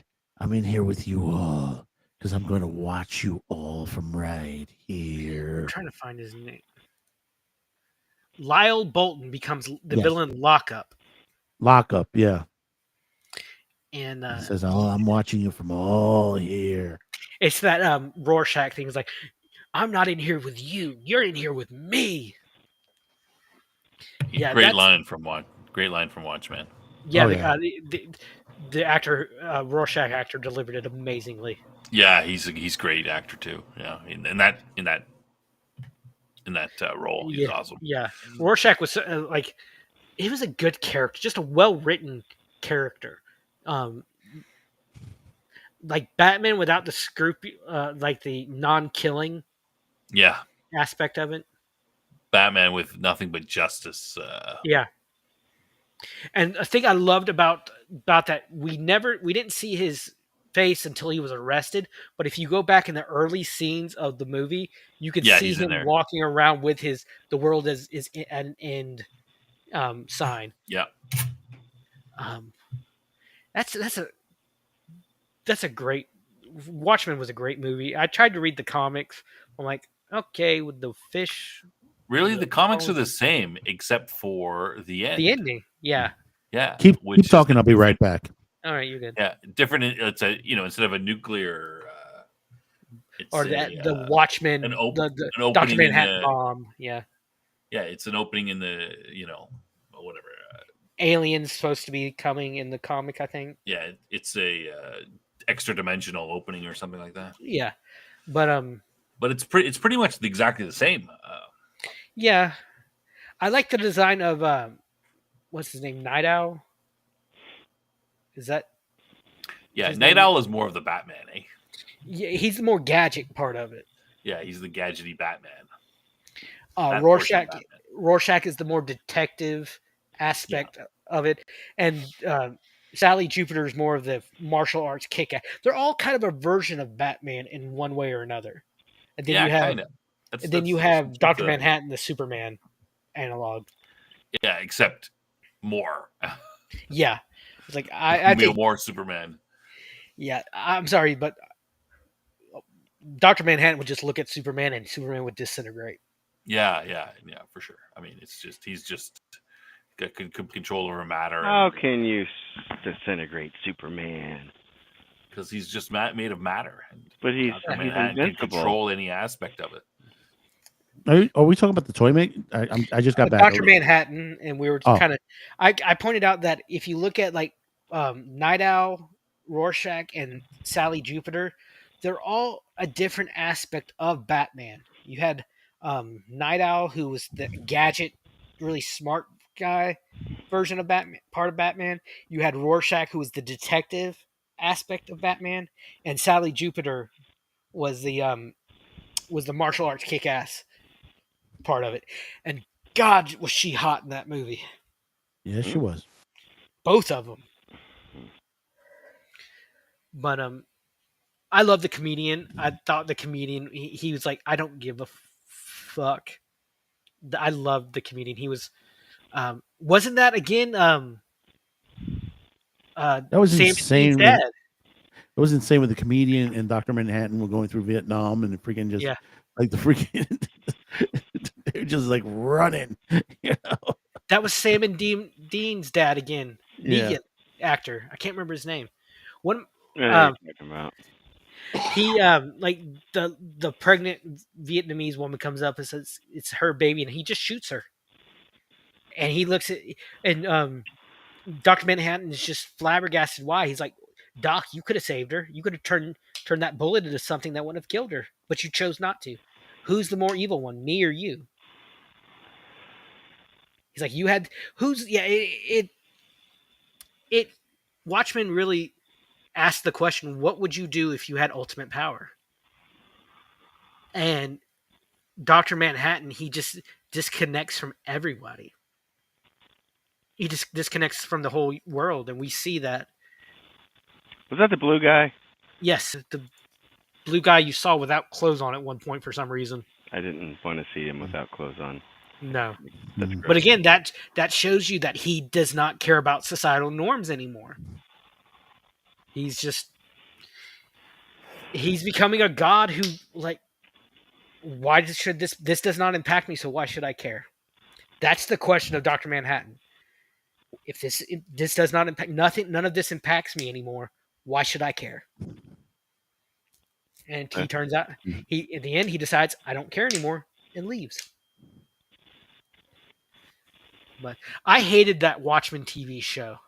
Everybody hated that one. That wasn't Watchmen. And why would someone, make a further thing of it that it was just Watchmen was a one and done. Yeah. The And movie, Michael, the movie yeah, was good. the TV I show was enjoyed that. awful. Like, Yeah. you have a bad guy who he lubes himself up and slips down the storm drain to get away. He's in this full rubber bodysuit, and what he does is on his belt he has bottles of lube, and she's a cop superhero, and she's chasing him. He just as he's running, he's like throwing lube on and just slides down the drain like it was like he was going down a slip and slide to escape her. And like Dr. Manhattan's back as a black man who ate an egg and got his powers. I don't mind that he's a black man, but he got his powers from eating an egg or something. I don't remember. I could not get through that. Oh, it was awful. But meanwhile, because I continue seeing it on because I have online over here, seeing on X on there. They keep putting up, the Pennywise appearance from last night's It episode. I haven't watched Welcome to Derry. Actually, it's not bad. It's not bad at all. It's more closer to the book. Well, I hope not. Hope not too close. You know what happens at the end, right? Well, I don't know. Well, no, I'm saying I don't. Book? Well, they've made points that it's an alien already. That there's the shards, the 12 shards or 13 shards, whatever it is, that's surrounding him, that's keeping him in bay. And basically, you have the U.S. military is involved in this. Yeah, I remember that. Seeing that guy who played Raiden is supposed to be like the head of it. And Yeah. and basically, you have the Native American Indians, and what's his? You're getting basically connections to Shawshank Redemption and The Shining. Okay. Yeah. Yeah. So, That but sounds interesting. but you have Halloran, which is basically I mentioned this before. Halloran from The Shining, who played by Scatman Crothers in the Shining movie. So they have him in. They have a younger Welcome to version Derry? of him. He's in the military. Oh, that's cool. That basically he's the one that's trying to draw out Pennywise. Okay. So he's trying to use his Shining. Yeah, he's to using stop The Shining, him? but it's opening up a whole new can of worms of his past with his grandma and everything. So they've added that's that into that that element into this series. I enjoyed Doctor Sleep when Ewan McGregor plays the grown up version of the kid from Shining, Right. and we kind of see where his powers are and how they the Shining vampires almost. I don't know what they're called. Like they feed off someone shining. I've Is that like their aura, their essence, their yeah, that shining is like a psychic aura. yeah. And this cult feeds off of capture people strong in the shining and stay like alive or young. I don't know exactly. But the scene that last night where Pennywise shows up and he's chasing the kids, and there's one scene one of the girls gets caught in the basically in a dead end, and Penny's like, oh, too sad, and he's coming at her, and he's like at full mouth open, and he just freezes right there. He just doesn't move, and his eyes look down, and what's in the water, because earlier on there was like the Native American was going through the place with a piece of the shard, and he dropped the shard. The shard is there, and Pennywise is looking down at the shard, and he starts to slowly back off. Oh, that's so cool. And it's because it starts out in darkness, and he comes forward, and he's like, he just full mouth open, and then he just backs off slowly. Interesting. But the scene where he manifests himself, it was brilliantly done Mhm. from the guys who did the showrunners, because the showrunners were the guys who did the double movies, Yeah, parts 1 and 2. those that the actor playing Pennywise is so good. Yeah, he's playing. He's reportraying it again. The Glad way he they're came back. doing it is one of the second group of kids, because there's two group of kids. The Mhm. first group, most of the first group dies horribly by Pennywise. Pennywise rips them apart left and right. At the very beginning of episode 1, there was one kid that got taken by Pennywise, but it was like, you don't know if he's alive or dead. And basically, he shows up and he's like, "Oh yeah, he took me in there, but I was able to escape." Blah blah blah blah blah. Goes back down, and he's sitting there. And he says, "Oh, he's around here somewhere." He takes him in there, but then he starts. There's like a pole, and he starts swinging around the pole and starts singing a little bit. And suddenly, bodies start coming up. Like all the kids that died, the bodies are Ooh. coming up in the water. Oh, that's crazy. And the kid that they were talking to, his body pops up, and he's like, "Oh my god!" And you see the back of the head of the kid starts opening up like a mouth. And as he's swinging around and swinging around, the transformation into the Pennywise the clown. So he's not Pennywise the clown when you first see him. You see him become Pennywise the clown. No. He transforms from the child, looking like the child, into Pennywise. Okay, that's what I was wondering. It's like this is like the first actual in the series itself that you see him. What episode is this? This is episode 5. Oh wow, it took them that long. Wow. I mean, they did like a little bit of it to the point, like a shadow in the background when they took a picture and you see him in the background, like an oblate shape that basically they said that's a clown, but you don't see the face. That's crazy. I do like how King, he's been able to create this universe. I don't like the man. I despise the man, but he's made this one movie I've watched hundreds of times, and it wasn't until a couple of years ago I realized was set in this universe was The Green Mile. I never knew that it was set in the same universe as The Shining, and Yeah. because they never explained to you what John Coffey is, but I think he was using his shine, like all that and all that. Well, like somebody said that all these Stephen King novels are supposed to interconnect. Yeah. From Randall the Flagg, stand, from Randall Flagg in The Stand. Randall Flagg, I know he was the Man in Black. Also, he's been like 3 or 4 characters throughout Stephen King's books and movies. Yeah. So it's supposed to all interconnect. I remember watching. I think it was in the '90s. They did a mini series of The Stand, and then a few years ago, God, whoever thought it was a good idea to do a mini series about a plague during the pandemic is a complete and utter moron.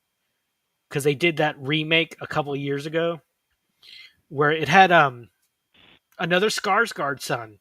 The guy who plays Pennywise, his older brother played Randall Flagg in the the last. Nobody can beat Jamie Sheridan as freaking Randall Flagg.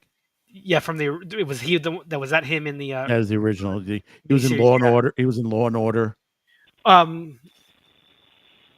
was his name? Who played Trash Can Man?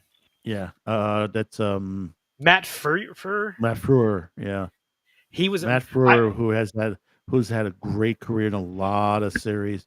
He was in Eureka, which another sci-fi show I love. He was the neighbor in Honey, I Shrunk the Kids.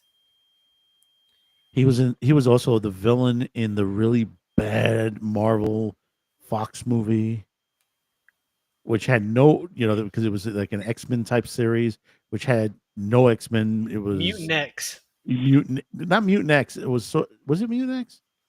I think so. No, because there's a Mutant X TV series, but nothing to do with Marvel. I think that's the one. No, that's the John Shea one. Okay, there's one with John Shea, which was really good. This one was a made-for-TV movie on Fox, and it was like, God, I can't think of her name. That she was in the the X-Men First Class. That was She turns herself into diamonds. Emma Frost. Emma Yes, Frost. that was Yeah, it's Emma Frost and Banshee and Jubilee and a couple of the others. And Generation X. yeah, and it was really, really bad. Yeah. And Matt Frewer played like the villain in this, and it was like, coming off of freaking Max Headroom, which was a great series. Such an underrated series. He did one or two Hallmark movies where he played Sherlock Holmes.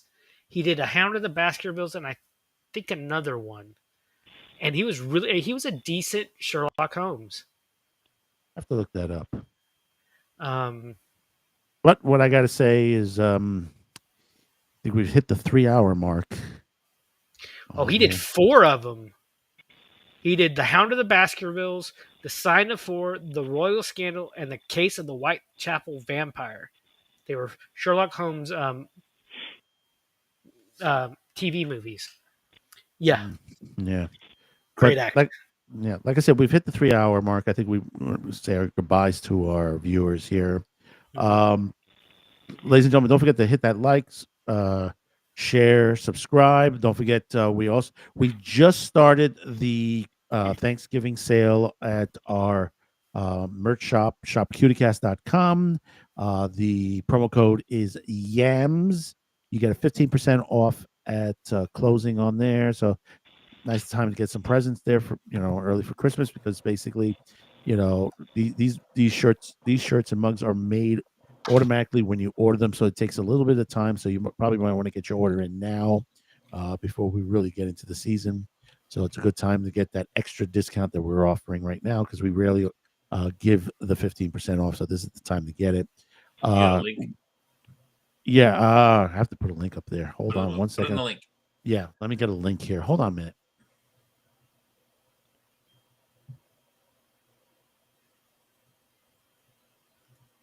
I know I was forgetting something today.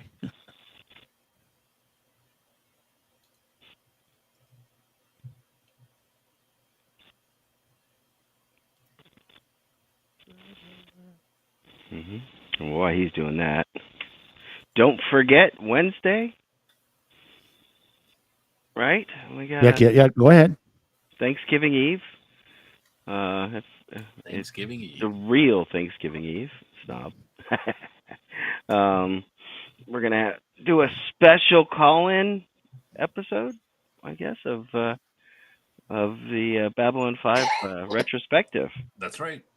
So if you wanted to throw your 2 cents in, tell us how bad our assessments are or whatever, that's going to be your opportunity to speak your mind. Snob will be manning. Snob will be manning the phones. That's right. If it gets real, I'll take my headphones off if it gets real bad. You're not going to drop them, huh? Yeah, okay. Mm-hmm. I got some things planned in the background too. If not enough, if people aren't big on doing their, if they're happy with what we've been doing and they have no complaints, no one wants to talk, we've got some special things we can do. Mm-hmm. Yeah, we're gonna have a whole bunch of guests dropping in and out, right? So hopefully. Yeah. Al Personor, do you have anything? I'll be doing some videos. I'll be doing a video talking about Stargate, reviewing the couple trailer reviews coming up. So keep an eye out. Alrighty. And I know Snob has a very important announcement on something on Tom Lofty Lounge for Sunday. Yeah, very big, very big. I got it all sorted out. I interviewed Neil Asher, the science fiction author. He's got he's been writing for years, but in the last 25 years, he's probably put out about 40 different novels, all in a series, primarily taking in his polity universe. So he's a good writer. He was very, we had a 2-hour interview. He was very open with me, very easygoing. So I'm hoping people will enjoy it. Most of the interview is about his books and, some stories from him about his books and things he's done as well. But it focused primarily on that. It should be you should enjoy it. I would think it's up there already. It's up as a premiere, so it's going to come out on Sunday. But I've already put the links up in on X and stuff. So yeah. Is that going to be Jeff, you get the word out on that? What's that? Sorry, I both you guys. I didn't hear what you said. Yes. Repeat your questions, one of you. Yeah. Jeff, what was your question? I missed. I was going to ask if are you just going to do a premiere that night, or are you guys gonna roll into discussion after that? I was just gonna do a premiere. Okay. Because the interview hours, so I hadn't really thought beyond that, or maybe opening up afterwards. But I mean, Neil won't be there. I mean, right. It's 4:00 in the morning when the show is on. Right. So he needs his sleep, I guess. Well, leading up to Snob's show is going to be another premiere on my channel and Sci-Fi for Me TV. I think I'm going to be doing it on both, and I'm stealing Cam to help me with it. So don't hate me, Snob. I don't give him permission to do any extracurricular activities. I knew that was coming. He did say, "Well, I can always quit." I said, "No, he can't quit. He's got to cut me." He's got a. What do you mean? His contract. Mm-hmm. Q2. Are you sure about that link? I just tried it. Yeah, I just wanted to put Neil's I just name tried on it. No, the link that you dropped. Your shop. shop. I just tried it. It didn't work. Yeah, double check it. It didn't work? Oh, no, because I removed it. Hold on a second. The link in the chat. Well, for your shop. Anyway, Bob can watch the show on Sunday night at 9:00, and yeah, it works. Yeah, I mean your shop one. It didn't work for me. Oh, let me see. That's correct. Maybe I did. Yeah, no, that's a good point, Jeff. My plan was to be in the chat and answer any questions people had if they had any comments or anything. But again, I'm not he's the expert. This is the first time you've done a premiere, isn't it? I think so. I don't think I've done a premiere before. Yeah. Normally everything's live, or I just put it up. Well, it'll be interesting, and I'm going to see if I can find a way to lead into that. Hopefully, we don't run too much over. Yeah, I was looking into that. You can do it on a premiere if you look. The premiere allows you to go send your people after your premiere somewhere else. But I don't know if there's another way. Yeah, you can't do it with a live. Okay. Yeah, I don't know. I haven't seen it, but anyway. Yeah, we'll figure it out. We'll do it live. There we go. Yeah. But Travis, I got Travis Faber, Now who's got an excellent Kickstarter going on right now through the 15th of December. So he's got jousting rules that are system agnostic. Works for OSR, Castles and Crusades, you name it. So I talked to him the other night on the phone for 2.5 hours. Kept the guy up late, and he works early mornings. he's an IT guy like me and works but he works the early shift, and I come in later on. I come in at 11 a.m. my time. So, but what is your show about on Sunday? RPG. What about RPG? Yeah, we're gonna be talking about tabletop stuff. And all right. Well, maybe I'll be in the chat to harangue Cam a bit. Yeah, do that, please. We need all the harassment, but once again, I want to thank everybody who came in, and thank those on X, Rumble, and on YouTube. Thanks to Death Angel Shadows, Sci-Fi Stop, and Nathan. Hopefully, you get a headphones so you can be able to be with us here next week. Hopefully, next week we'll have another edition of the Madman Cafe. So, ladies and gentlemen, I'll probably be late again. Have a happy Thanksgiving, everybody. Happy Thanksgiving. This week we do have one Man with the Show video on there. The rest will be sort of shorts and clips from previous Otaku Thursdays and Man Cafes. Otaku Thursday will not be airing this week or next week. It will return in the middle because since it's so, we're almost at the end of the year. So we're getting a bit of drop off and changes that are going on. So basically, we end up losing some of our viewers, but we'll be doing some special stuff on there in between for Otaku Thursday as well. So until next one, thank you for tuning in. We'll see you on the next week. Again, happy Thanksgiving to all and to your families. Bye bye now. See you guys. Good night.